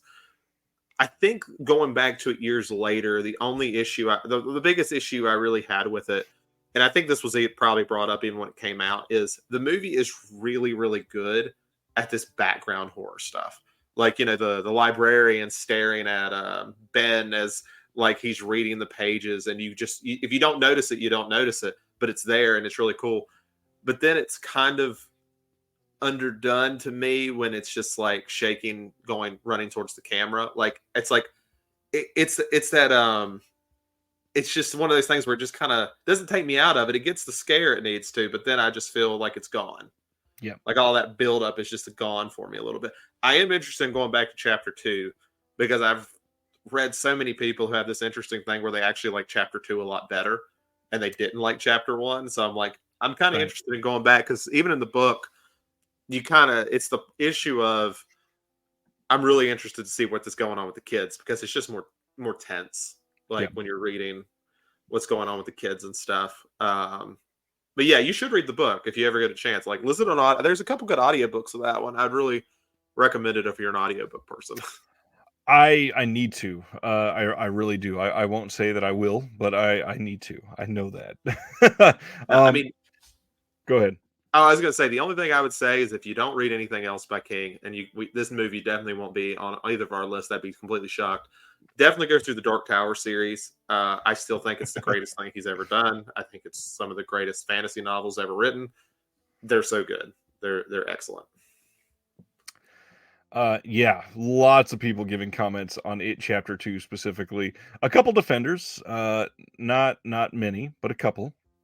Um, Celeste repping the Misery audiobook. Nice. All right, so that is my number 9. And I'm very curious to see the rest of your list now. Let's go to number 8. What do you got? I have one that is probably I'm guessing it's a hot take. I've never heard anybody talk about it except for negative things, but I have Toby Hooper's The Mangler. We have Haunted Laundromat. That's really all I'd say. It's completely coke filled, Right. which is pretty much how the story was written. And then you have Toby Hooper taking that coke filled idea and just going wild with it. Like I Hooper's one of those guys that to me is just strangely underrated, even though he came out with the Texas Chainsaw Massacre. But it seems like everything after that was just divisive, or he didn't get to do what he wanted to. The Mangler just feels so unique, and there's nothing else like it. I understand why people hate it. I could see it's kind of like I think the way some people feel about Maximum Overdrive, like it feels too coke fueled, but I'm really into it because of that. Yeah, Maximum Overdrive feels coke filled through the whole thing. The Yeah. Mangler feels coke filled primarily like through the writing. Yeah. It does. Yeah, The Mangler is not on my actual list tonight. I will say, slight spoilers, it's on my honorable mentions because it's pretty damn unique. And based on that alone, I kind of had to bring it up because it's such a fun, like, I'm gonna throw this on and go, what am I watching? Because Mhm. this is so weird type of movie. I love it. The Mangler is great. And I feel like that's Hooper's career, like, right? I mean, you look at like Life Force and you watch Eaten Alive and you're like, these are just wild movies. Like, what are we watching? Yeah, I need to rewatch Eaten Alive. For some reason, I've only seen it once, and that one time I watched it, I think I was put off by the hotel set or something about it, and it just rubbed me the wrong way the entire film because of that. And now that I know what it is, I really just need to give it a watch again. You talking about Eaten Alive, right? Yeah, Yeah, the set is it's very dreamlike yep, when you go back to it now. It's a very fascinating like movie. yeah. I love Eaten Alive. I wish it could get a better release.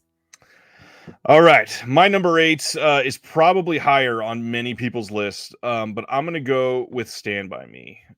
This is probably a damn near perfect script, and obviously has some of the best like tension filled shots in some of the King adaptations, and it's just it's just a good story. That's through and through. Like, obviously we're talking about a writer who writes very well, who's one of the best, who's literally one of the most famous authors of all time. And Stand By Me is one that when I put it on, I can look away and look back 20 minutes later and know exactly what's happening because I've seen it so many times.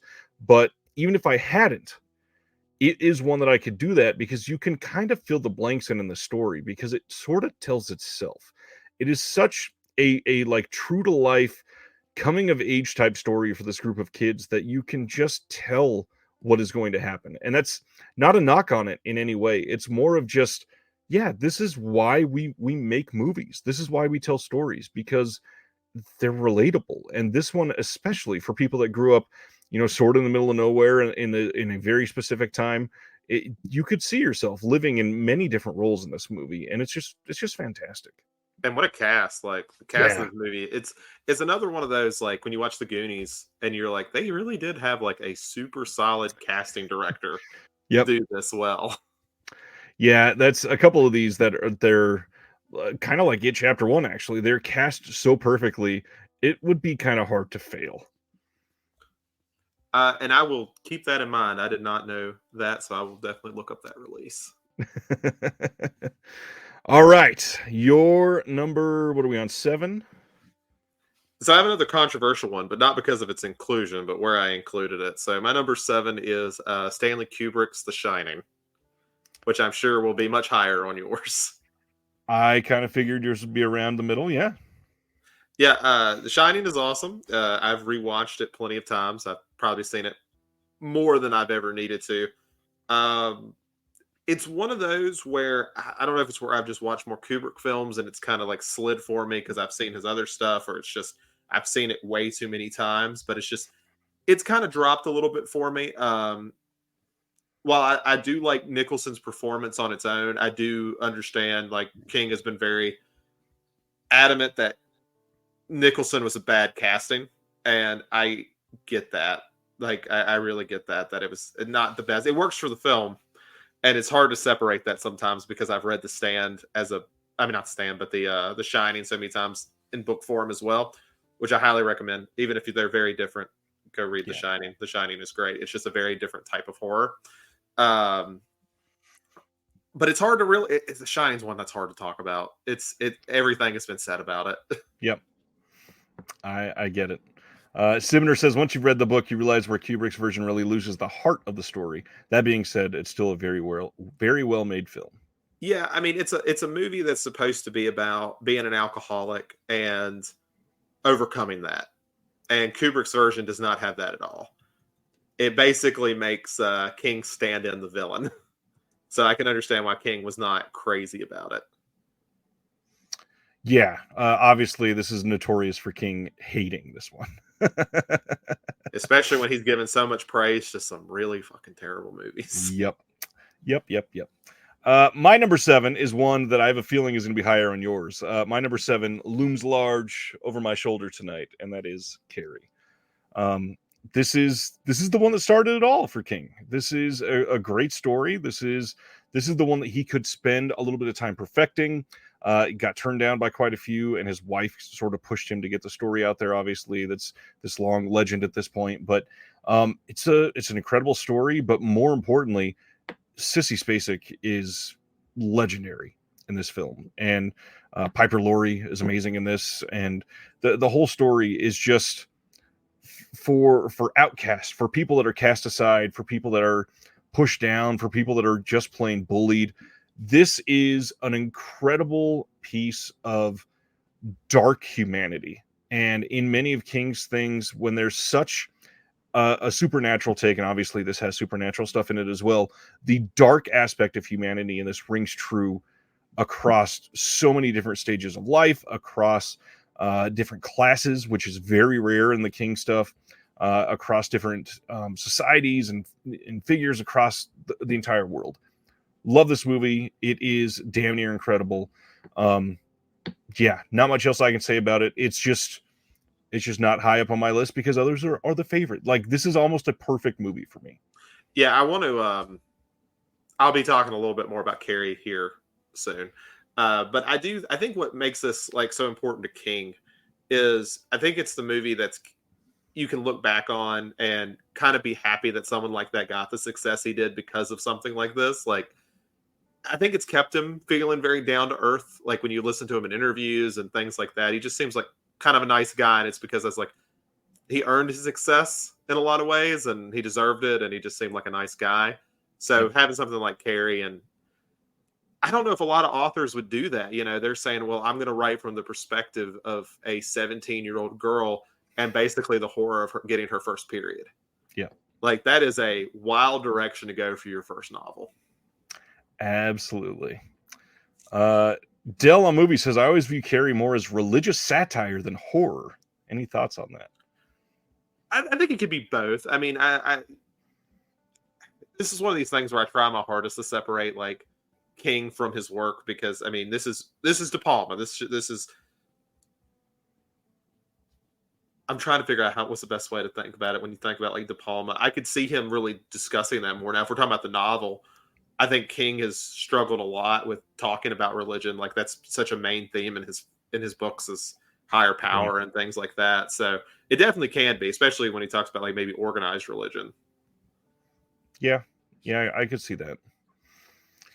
The big thing for me is, it is a religious satire, but it's also terrifying. It's a terrifying satire, and that's with true satire. Satire doesn't necessarily mean comedy.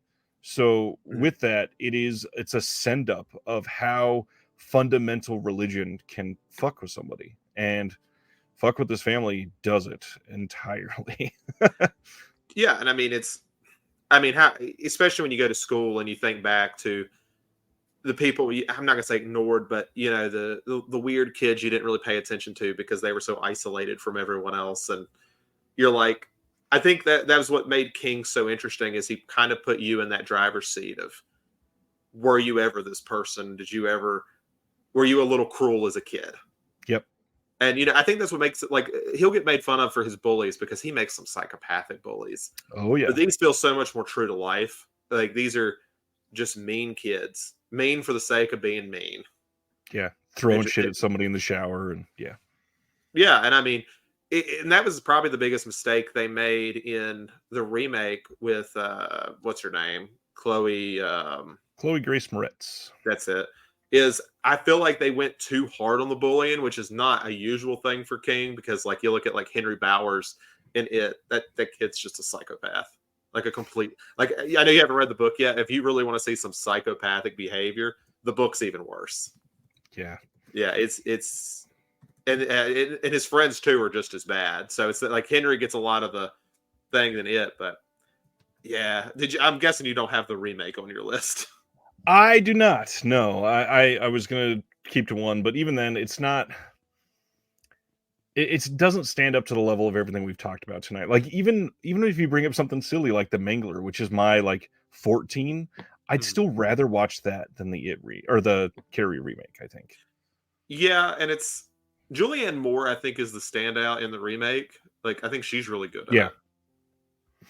Yeah, I would agree there's a couple pretty interesting scenes, and this is a weird thing to compliment in this day and age, but the marketing on the Carrie remake was pretty damn great. They did a lot of really cool things for that, but I don't know. I feel like that movie could have been better. Yeah, and I think they marketed it. There's some things they did bad with the marketing, like they made a point that it's going to be closer to the novel, and then it was just a remake of De Yeah, Palma's film, and it's like, which I'm fine with. Just market it that it's a remake of De Palma's film and not a right. readaptation. Exactly. Uh, Dell says a remake wasn't terrible, but suffered from making Julianne Moore's version of the mom pretty weak and trying to fit everything into PG-13. The Yeah, PG-13 was a huge problem. yeah, definitely was. Yeah, it had to be right behind my head. This is the perfect night for it. And I think it's probably about time to switch that out, maybe after this show. All right, sir. We are all the way down to that was my 7, so you're 6. So I guess I'm gonna just go ahead and hit Toby Hooper again. We're gonna talk about Salem's Lot. Um, it's another one where It's just you think about like what Anne Rice did for vampires. Salem's Lot kind of changed a lot about how we view vampires today. Like we think of them a lot in a modern sense now, but that was a lot more rare even when Salem's Lot book came out, when the miniseries came out. I think it was considered a miniseries. It was like 3 hours. Yep. When that came out, and its influence is just so cool. Especially when we're talking a little bit more about something a bit more feral.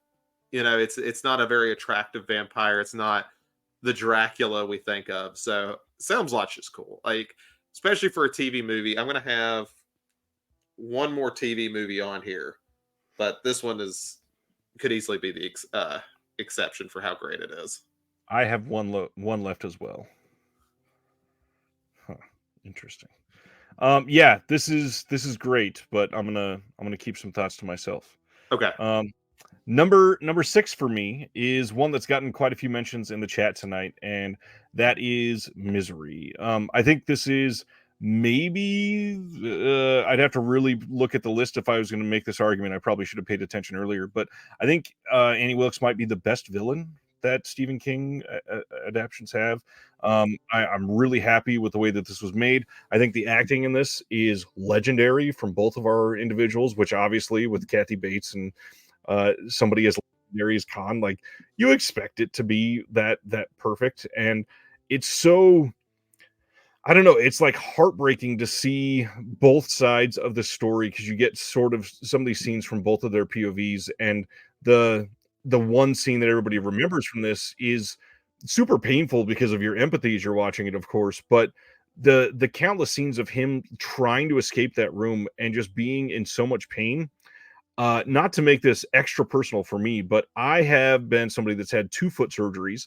I've been somebody that's had gout many, many times in my life. And because of my upbringing, it was misdiagnosed for a decade. So it tore up the joints of my foot.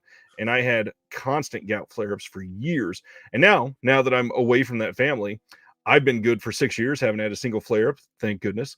And because of all that, like watching Misery nowadays is just this painful experience of oh my god, like I have been in the middle of the night crawling across the floor the way he is in massive amounts of pain, and I know exactly what he's going through, and because of that it just sits in this deep pit of my stomach. And I adore this film. It's incredibly well made, but good god does it hurt to watch. And that's one of those ones they changed from the novel that I think was a good change, because I think it makes me cringe so much harder because he Right. has this. I don't know if it's one or both of his feet. I think it's just one cut off with an axe. And I don't know. There's something about watching that. It's rough. It's rough to watch the mallet scene. Yeah, it's pretty bad. It's pretty bad. All right, moving on to your number 5. For number 5, we've already talked about it, but it's De Palma's Carrie. I've said a lot about that one, so I'll keep it short. It's just I think somebody mentioned in the comments, I wish I knew who it was, but they mentioned that it was also an important movie for De Palma, and they're very much right. I mean, it's kind of hard to remember that this was still fairly early in his career, and how different some of his stuff would be around this era too. So, really cool one for him. I think it would have been interesting to ever see De Palma like tackle King again, especially just he did Hitchcock enough. You can do a little King too, but yeah, that would be my number 5. That's a solid pick, and yeah, mine probably could have been higher. No, not going to argue with that, of course. Uh, Video stores pointing out, gotta love the Misery production design, some of the best. Fully agreed. Let's see. Misery is flat out brilliant. Phone's about to die from Brendan, but Happy New Year, guys. Same to you, Brendan. It's a miracle Kathy Bates wasn't typecast as a villain after Misery, and in fact, like she got all kinds of weird roles after Misery, and I'm here for it. She's always like this fun, outlandish hippie or something like that, and yeah, she's great. And not the only King movie she's played in. No, and she is, yeah, she's pretty fantastic in what she's done. My number 5 is one that we just talked about, and I'm gonna go through Salem's Lot now because um, I have so much I could say on Toby Hooper. He is by far the most underrated of the main masters of horror, which obviously silly title to use, but when you have these main franchises that have been built up for so many years, and you have somebody that's helmed them for multiple instances, and they get built up into whatever position that they're given some point of respect. But with Toby, it seems like it's still fought for way more than it needs to be. The dude was brilliant. He took risks. He tried things that most people never would attempt to try. And with Salem's Lot specifically, like there are things that were shown on regular TV that are still competitive with being as terrifying as some of the images that we get every year now. And Salem's Lot is such a great rewatch. This is one that you can go back to multiple times, catch different things the next watch through. It's just easily one of the best Stephen King adaptations. And without Hooper, we wouldn't have got anything like this. I think that any other filmmaker of that time at that specifically at that year making it for TV, I really think it would have been quite a mess if it was by somebody else. And when people criticize jump scares, Salem's Lot is the example I've used of how to do it correctly. Yep. That is still one of the best jump scares. It still gets me when I watch it sometimes. It's so Absolutely. Well done. It's pretty damn great. All right, sir. Moving on to your number 4. All right. Well, I wasn't going to be able to avoid this list without talking about a Frank Darabont drama about a prison that came out in the 90s. So we're going to talk about The Green Mile because it's way better than Shawshank Redemption. Oh. Yeah. Shawshank is fine, but Green Mile is a movie I'm going to go ahead and embarrass myself on live. That is the movie that made me bawl my eyes out because I saw this movie when I was like 6 years old. Wow. Like I still distinctly remember how bad I cried during this movie. And it's like, you think about King and you think about, how much he scared people. He could hit the drama well. Like when he needed to, and especially because Green Mile doesn't really have horror, it has supernatural elements to it. But I mean, it's almost to the point of being emotionally manipulative, but I don't think he ever crosses that line. Yeah. Green Mile is great. I'm not going to take that away, of course. I do think nowadays that I've gone back to rewatch this, especially when it came out in 4K. God, probably 2 years ago now, something like that. Something about it just felt like a little bit more of a slog than I remembered it being, and I remembered loving this movie. I felt like they probably could have taken 35 minutes out of this movie. I think that's a problem with Darabont in general. Like, I think he's a very bloated storyteller. Because I think I had the same problem with Shawshank, funny enough, and The Mist. Shawshank has quite a bit that probably could have been removed and not change the story, especially when you're adapting such a short story. Like, there was nothing to Shawshank. It's so odd. But I will say The Green Mile, the cast is incredible. Obviously, you get a legendary performance out of Tom Hanks. Obviously, You got a legendary performance from the big man, and I sad that he passed so young. But um, yeah, The Green Mile better than Shawshank. I don't know about that. Uh, You know, you can't tell me that every time you see the actor who plays Percy, you don't get like a little enraged. Just doesn't matter what part he plays, you're just a little mad. yeah, yeah. All right. Let me see what else I can do at number 4 to piss some people off. For many people, I don't think this would probably be about this high. I think most people are going to argue with that, but I love anthology horror, so I get to talk about Creepshow. Um, I love this. Literally, probably one of top 3 anthologies always. I think that this has some of the best segments that we've got out of any anthology out there. It's got obviously an incredible cast for what they put together. The people working on it together, you can't really argue with a Romero and a King making something like this. And then the style being taken from EC Comics and coming up with these stories that are silly yet also super sadistic in some parts and genuinely scary. And then Stephen King turning into this crazy moss covered monster. It's a wild movie. It's got some fun parts, and it's just really really fun in all of his adaptions. This is one that is actually like I'm having a really fun time watching this. And it's one that I was very happy when it got a 4K because if I had to pick one, that movie looks so good. Like it was perfect for 4K when it finally got a release. Yeah, I agree. And it looks really good on 4K. That's the important part. Um, man, there's a lot of people arguing with my take on Shawshank could have some of that fat trimmed. The hard thing with Shawshank, when we're talking about that for a second, when you're taking it from the story, there's nothing to the story. So all of what is in the book is extra comparatively, and really like that second act is just a little slow. I mean, it's not like I need it all to be, fast moving to be interesting. I love a lot of slow cinema, but Shawshank is great. I love Shawshank. It does feel a little overly long. I feel like we retread a lot of the same water towards the middle. Like we've talked about this, and we're Yeah, just getting kind of a different example of it. And that's not to say I hate Shawshank. I really like Green Mile.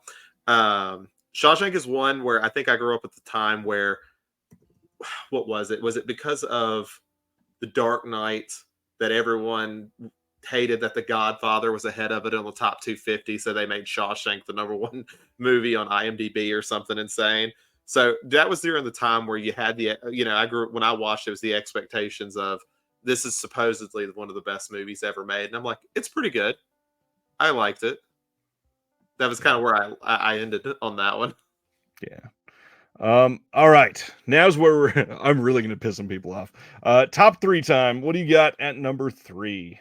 For number 3, I have a movie I think is way underrated. So I've already done one of his vampire films, so I'm going to do the other one.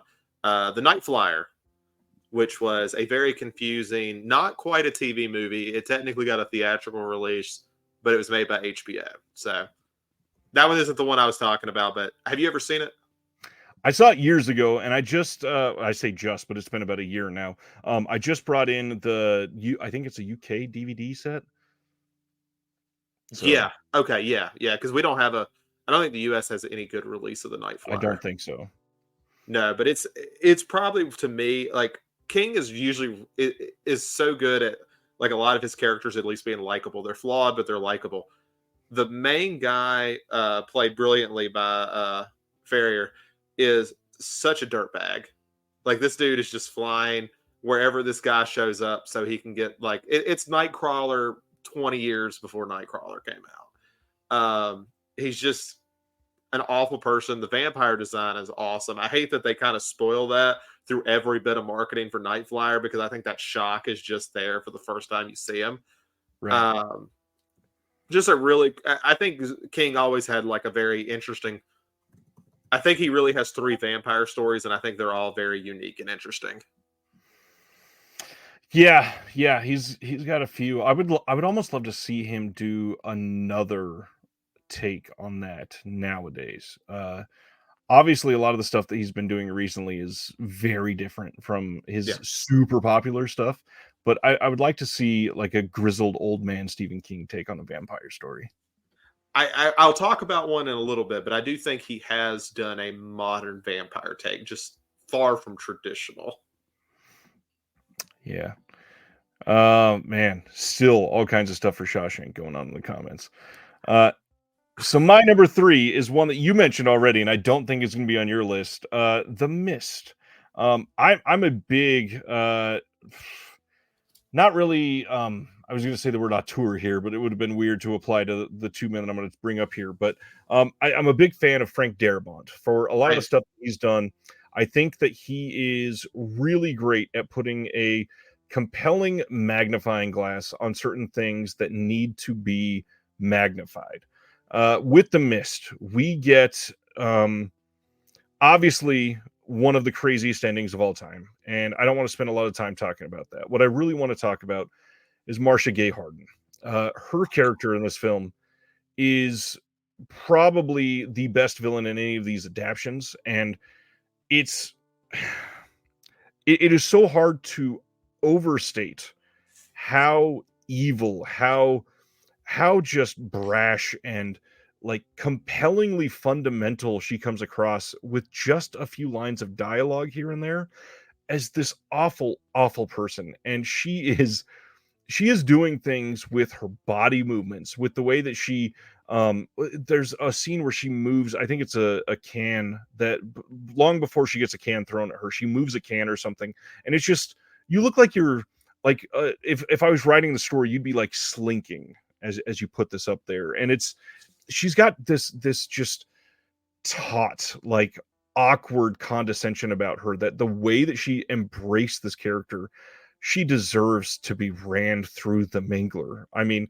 she is an awful person, and it ruins so much about this and shows the darkness of humanity, and really highlights what a lot of us witnessed in 3.5 years or whatever of this pandemic so far. Like with this overarching just terrible evil at the heart of humanity when going through a tragedy, there is so much depth to find, and she grabs it by the fucking balls, and she's amazing.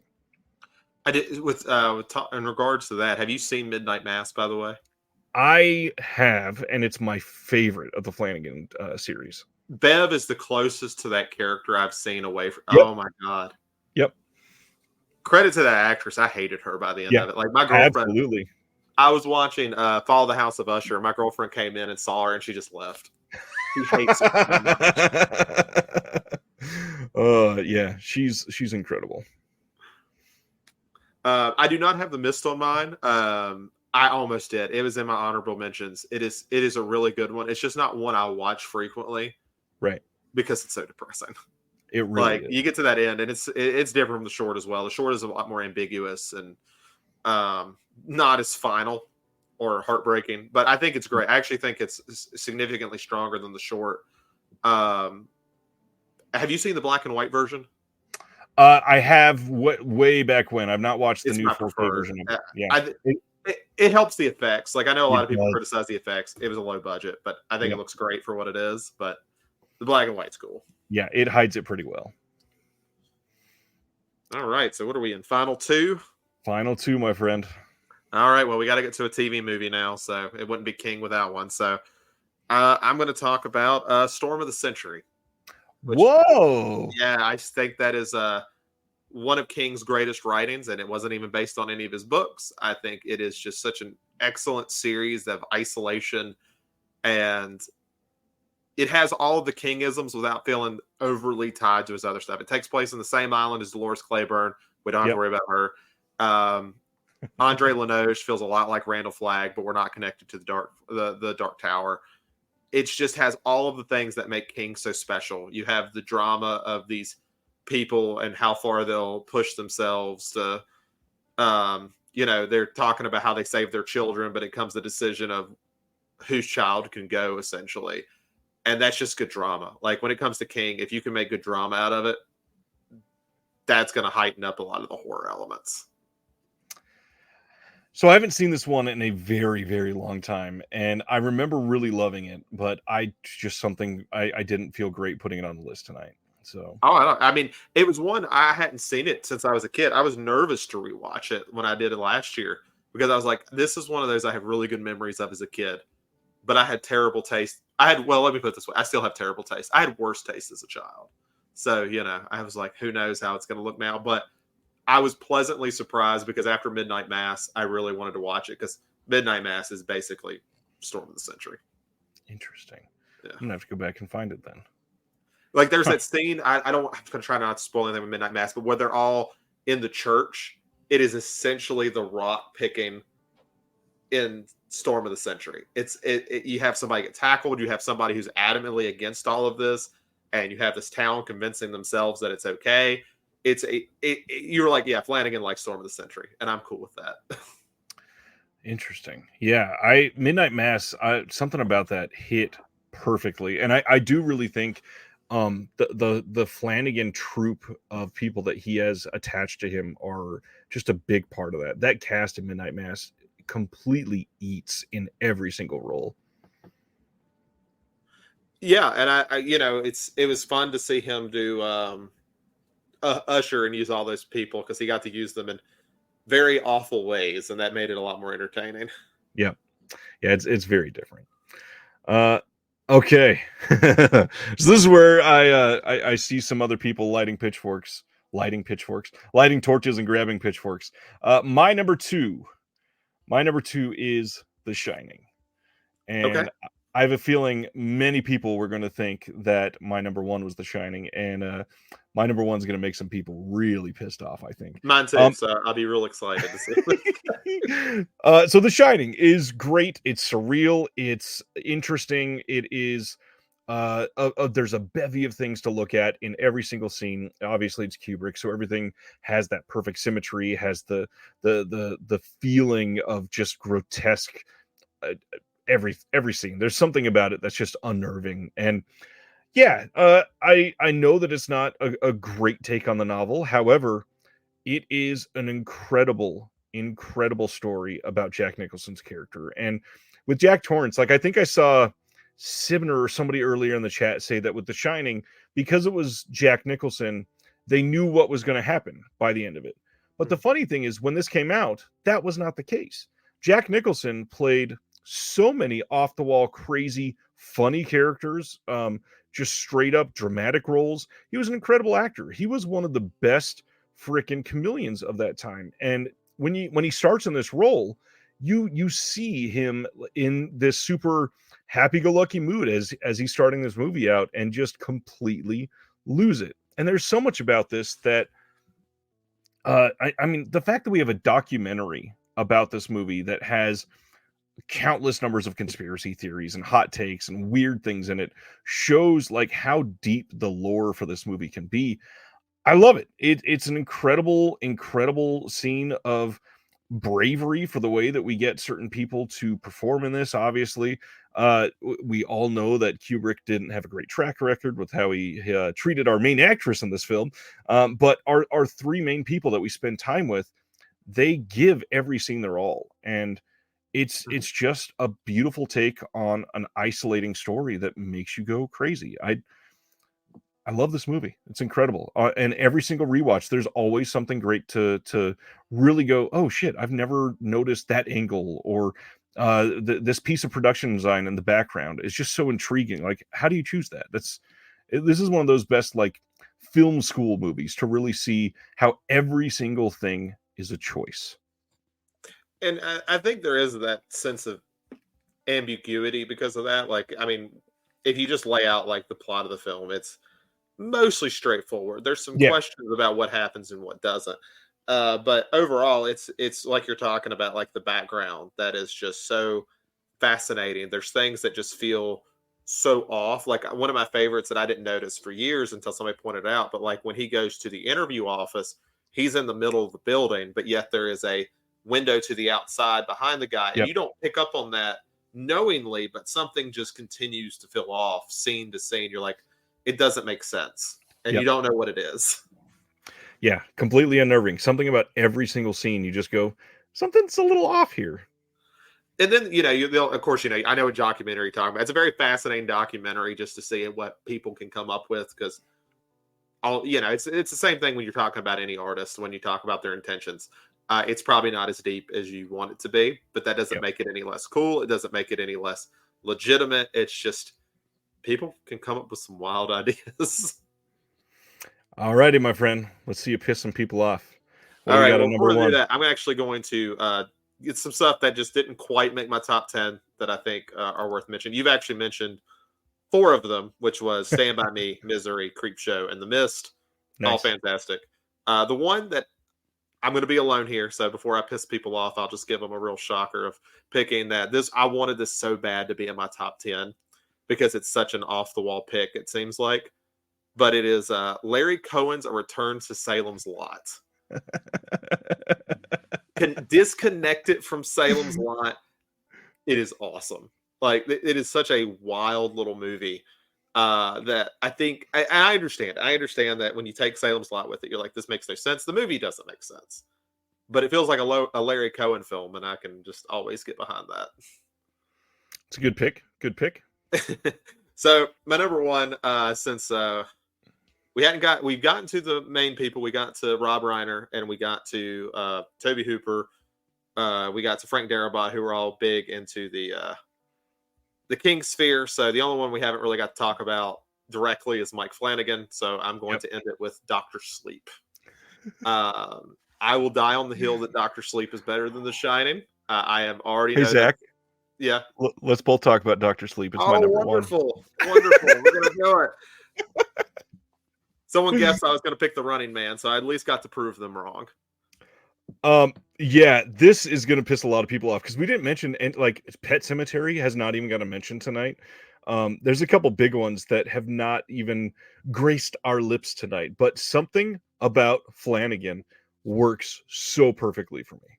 He understands Kingstown. Like I think that's something, and I don't think anyone has to do it. I don't think Hooper is one that's interested in Kingstown or anything like that. But I think Flanagan gets it very well.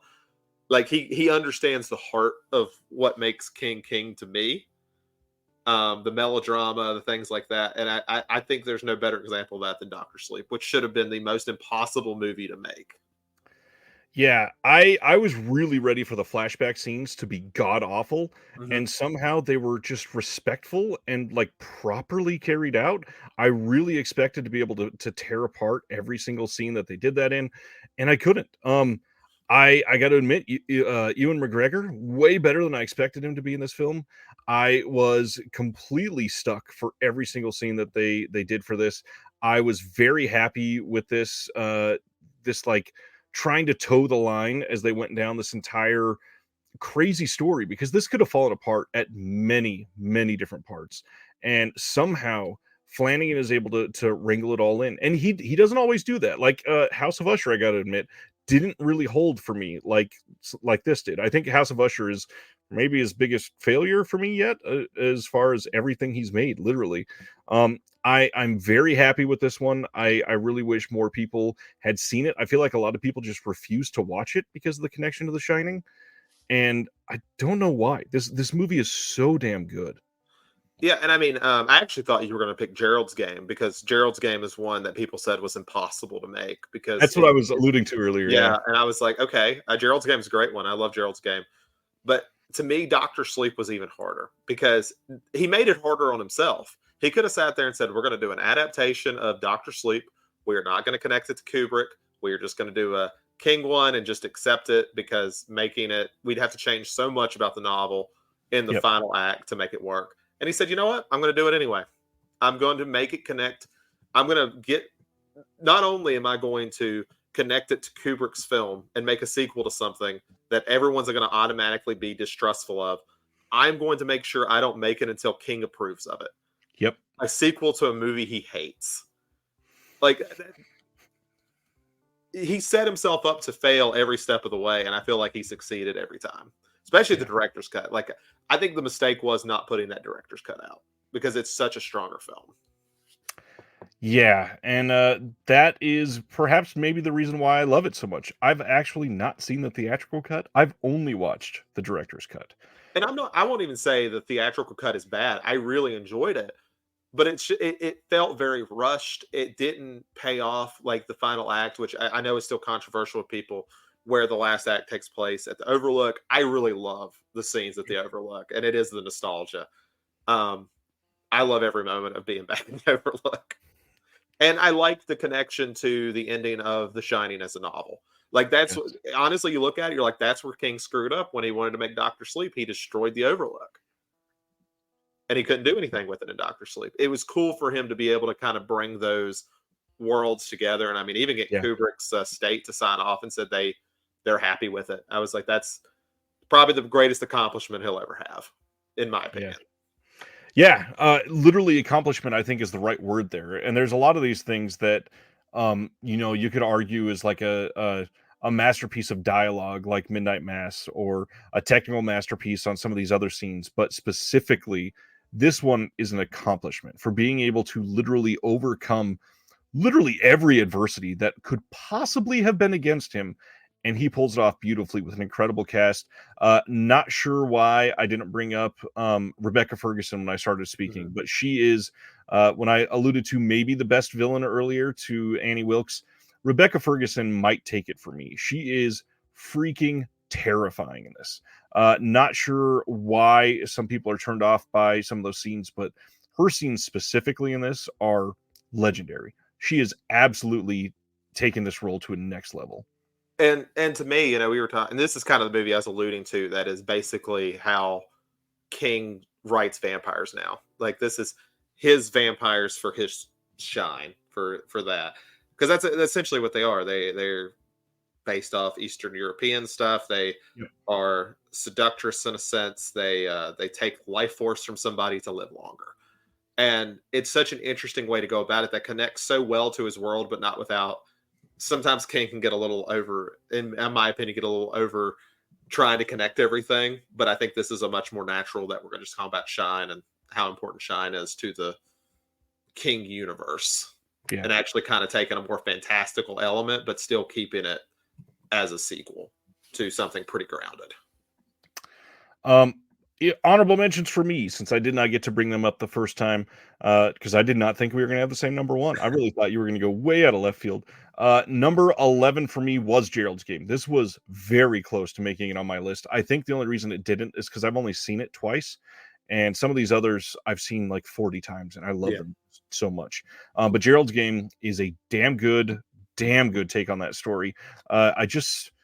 I can't even remember who it was, but just this week, it might have been my mom I was talking to, and she's in the chat right now. But I was telling somebody they need to go watch this movie because it is so well done. I think it was my mom because we were talking about the wolf scene and how just terrifying that is and isolating. It feels kind of like The Shining in a lot of that. My number 12 was 1408. Love 1408. I think it's a great movie. 1408 is Uh, great. I think that it's way better than it had any right to be. My number 13 was 1922, another Netflix take on one of these stories. I think Thomas Jane was pretty damn good in this movie. Unfortunately, I think that second act was just leaving a lot to be desired for me. But other than that, I think it was really, really well done. I It's had the just Mangler. stretching so hard. It's such. I think that should have been Yeah, like a 45-minute short absolutely. film, and I think it would have been perfect. And Netflix would have been perfect for that. If you're going to do Yeah, that, make it for Netflix. Um, mentioned the Mangler earlier.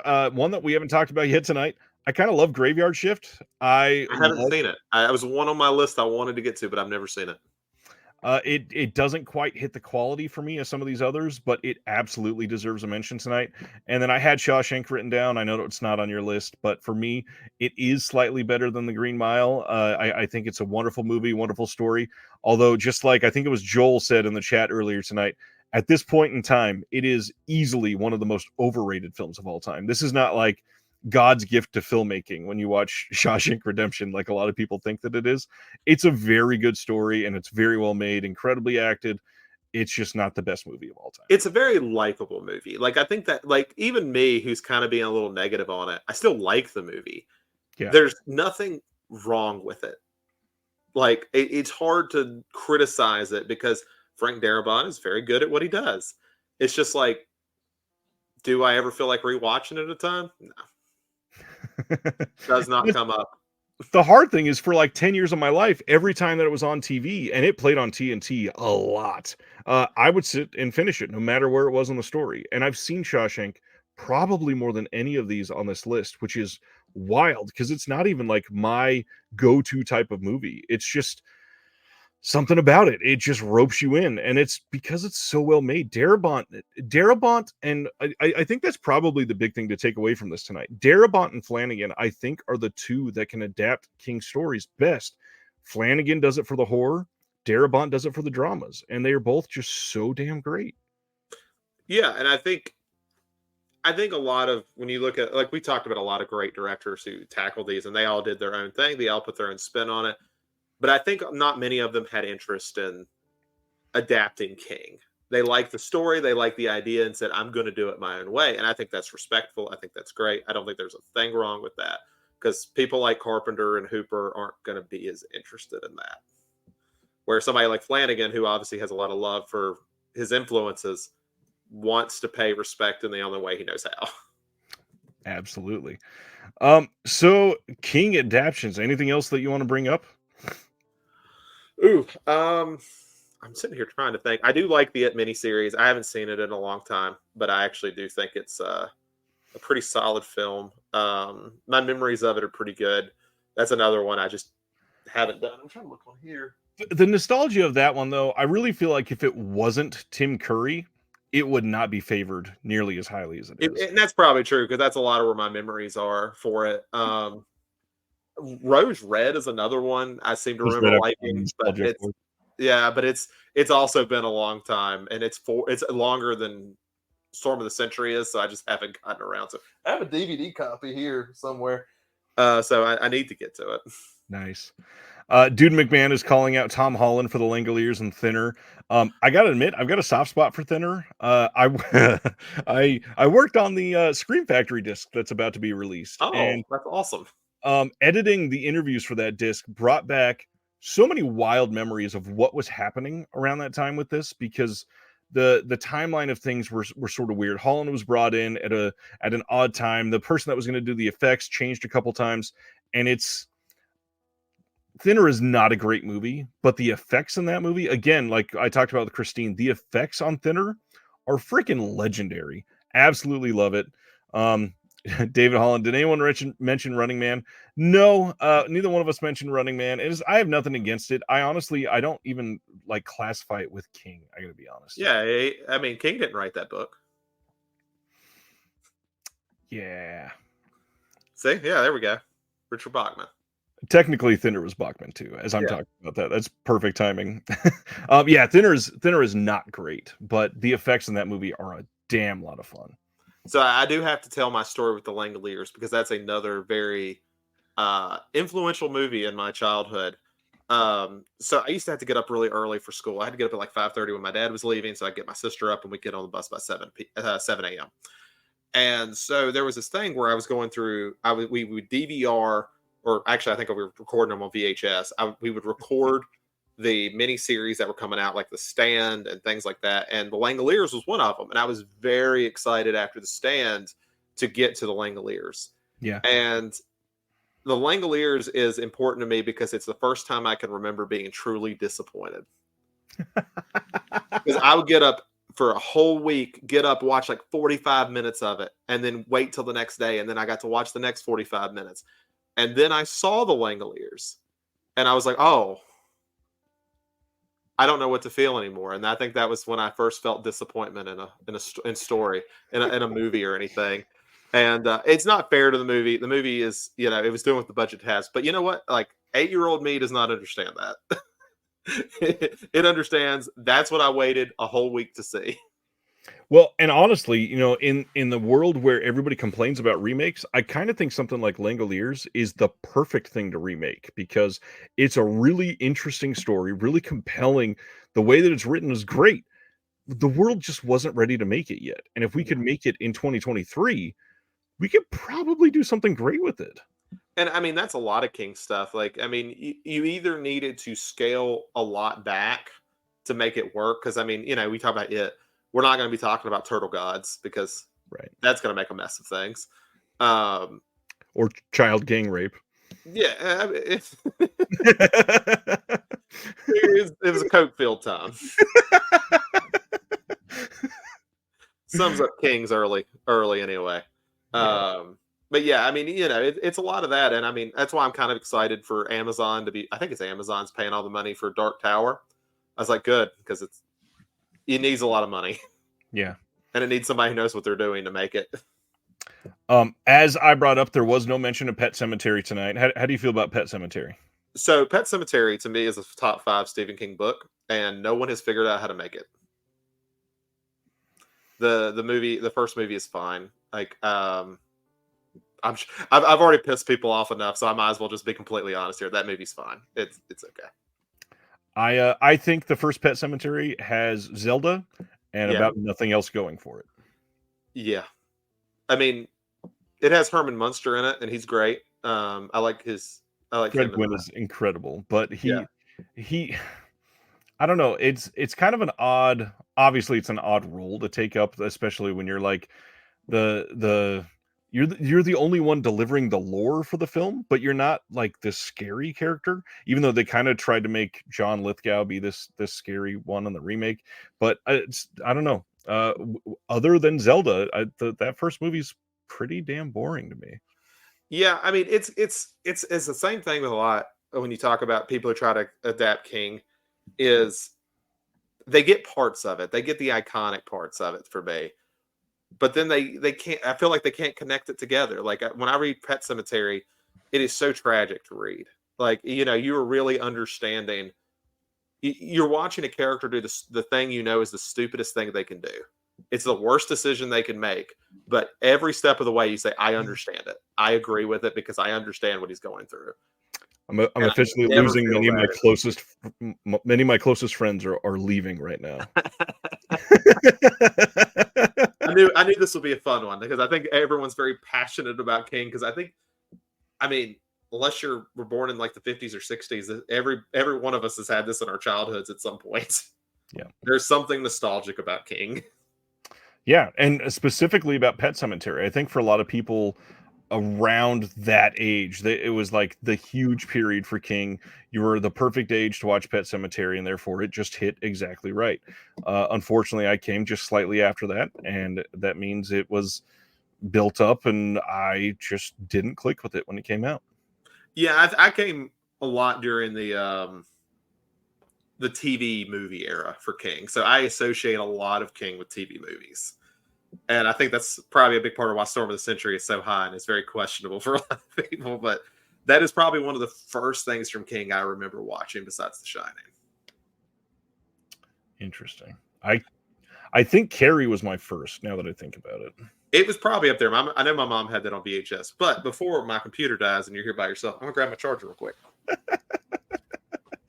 I apologize to everybody that is already just livid.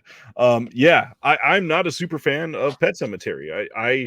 I didn't hate the remake because it was so different from the original. I thought they're both about the same level of fine. Does Lawnmower Man need a 4K? Probably not, but Shout will probably give it to us. Sleepwalkers is definitely not a masterpiece. I have thought about Garrus once I get back. Right as I say Sleepwalkers is not a masterpiece, Zombies Ate My Arm says it is a masterpiece. So, okay, there we go. So I love Mick Garris as a person. I think he is awesome. I love what he's done for horror. I can't think of a movie he's done that I think is great. I think he does interesting things, but I love him more as a producer and like I guess a showrunner when we talk about like masters of horror than I do necessarily as a director. I think his interviews are great. I love him as an interviewer too. He did an interview with Flanagan, and that was, I mean, he still can do it well. He should do even more than he does. I'm looking up his full filmography, and there's nothing that's sticking out as incredible. Psycho 4 is not bad, but it's still not anywhere near the first three. Yeah, Psycho is a weirdly consistent series, and it has no reason to be. Right. Ronnie says, I want my $80 Lawnmower Man lobby cards. No thanks. Uh, ask Zach; he might disagree. What am I disagreeing about? Maybe Lawnmower Man and Sleepwalkers. I have okay memories with Sleepwalkers, though it's been a long time. Like there are a lot of these. I said a whole month I was going to sit there and try to rewatch a bunch of them, and then I went through Cujo and It Chapter 1, and I think the disappointment. I was like, sometimes it's okay for things to be left as memories. That's okay. Yeah. This comment, my dude McMahon says, my wife and I drove by the houses that were used in Pet Cemetery. No joke, we drove through a rock quarry to get there and had tons of semi trucks rolling down the narrow road, just like the movie. And yeah, I think King took a lot of that from real, like, man, this is kind of dangerous around here. Somebody mentioned Reggie, Dead Zone. Yeah, yeah, Dead Zone's good. It's like a really good movie. It just didn't quite make my top 15. yeah, I feel the exact same way. It's not even. Oh man, it's not like top 5 or 7 Cronenberg for me, Yeah, I mean, probably.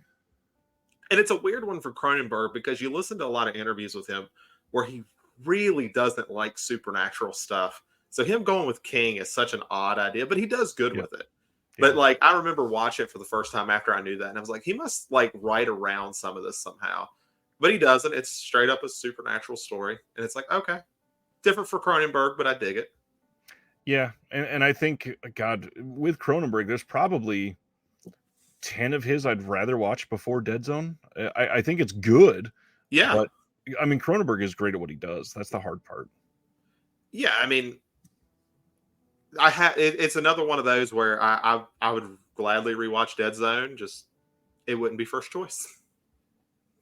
Walken's great in it. He's awesome in it. He's always fun.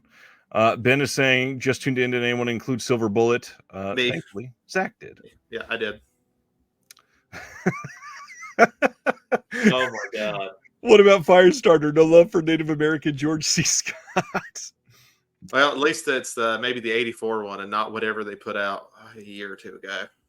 God, Well, I'm just glad we made this be the second take, because the first time when you brought up Cat's Eye at number 3, that was pretty abysmal. Oh man, there's a good question. Any directors you think would make good King adaptations? The first part, I'm gonna go with the first answer that came into my mind, but Juan, just because he's got that goofiness about him that I think he would bring, and the effects, the focus on effects and like some fast paced stuff. I actually think Juan would make a very interesting King one. It wouldn't be accurate to King, but I think it would be interesting. I want to see like a super pretentious Robert Eggers King. Oh my god, I'm trying to think what would be the best one for him. I'm trying to sit here and think. He would do a good revival one, but I can't see him doing anything modern day. Oh man, you know what? I mean, he's doing Nosferatu. I would love to see him, adapt that slightly to Salem's Lot. Yeah, I could. Yeah, he would probably do well with that. But yeah, Eggers would be good. I don't think Astor would actually be very strong at King. No. I don't know why. Just he doesn't seem like it would fit him. No, it's not quite depressing enough for Ari Aster. Stan has a good one. He says Richard Stanley, and I agree. That probably Unfortunately, I don't think that'll ever happen now. It won't happen, but yeah, he'd probably. Yeah, he has the ideas for it, right tone. Do we think The Talisman will ever be made into a film? Is it not? I don't think so. I haven't seen it if it is, but for some reason I thought they had made one. But that's the one with Schaub, right? Black House. I think so. Yeah. Since Eggers could do Eye of the Dragon, that's the only like one I could think of that would be really interesting. There is a movie called The Talisman, but it's based on another novel. Okay, that might be what I'm thinking of. Sibner says, let Eggers do The Man in Black as a short film. Yeah. They do desert shots. And then somebody said Long Walk. I would love to see Long Walk. Yeah. Someone do The Long Walk already, yeah. Eggers directing The Girl Who Loved Tom Gordon. Eyes of the Dragon, says Stan. Yeah, there's a lot that could be done really well. And honestly, again, we were talking about remakes for a second. A lot of the Stephen King stuff that is not highly regarded, the stories weren't the bad part there. It was just there was some poor acting, and obviously effects, and a lot of the Stephen King stuff was just bottom tier. And if they could throw some money at some of these, they could do some really good stuff nowadays. Yeah, and I mean, I didn't mention it on here, and actually, I just thought about it. But the mini series that Hulu did, 11/22/63, Yeah, was surprisingly very good. I mean, they could do more stuff like that, just because some of his stuff is so lore heavy. Not everything needs to be a mini series, but there are certain things that's right. lore heavy enough to do it. Yeah, and obviously 11/22/63 is the perfect way to do a mini series because it's wrapped up in so many different things. But it's I don't know, there was something about that that was just compelling, and it wasn't even like Franco, even though obviously Franco's on a weird canceled, not canceled spot. But yeah, good story in that one. This has been fun. I think a Yeah, lot I of got to people are make your pissed. whole chat mad at me. Me too. Let's see how many people come back next week. Good way to start the new year. Yeah, what a way to celebrate the end of the year. Um, all right, Zach, I think we've done it. We did pretty great with this. Reminder to everybody that next week is subscriber week for Vinegar Syndrome. Kicking off on January 1st, I'm here live at 11:30 a.m. Eastern on the 1st. We're going to be talking about everything that gets announced. And then next Thursday, Dr. Will Dodson is back, and we will be having some fun discussions because we will not have a ton of announcements next week. So we'll be talking about movie stuff a long time after that. Zach, thanks for doing this, sir. Thank you for having me. I'm always happy to come on and give some bad takes. Well, this one was extra special. I appreciate all you guys. Hopefully, you're interested in coming back next Thursday. If not, leave a comment. Either way, I'm glad you're here, and we'll see you next time.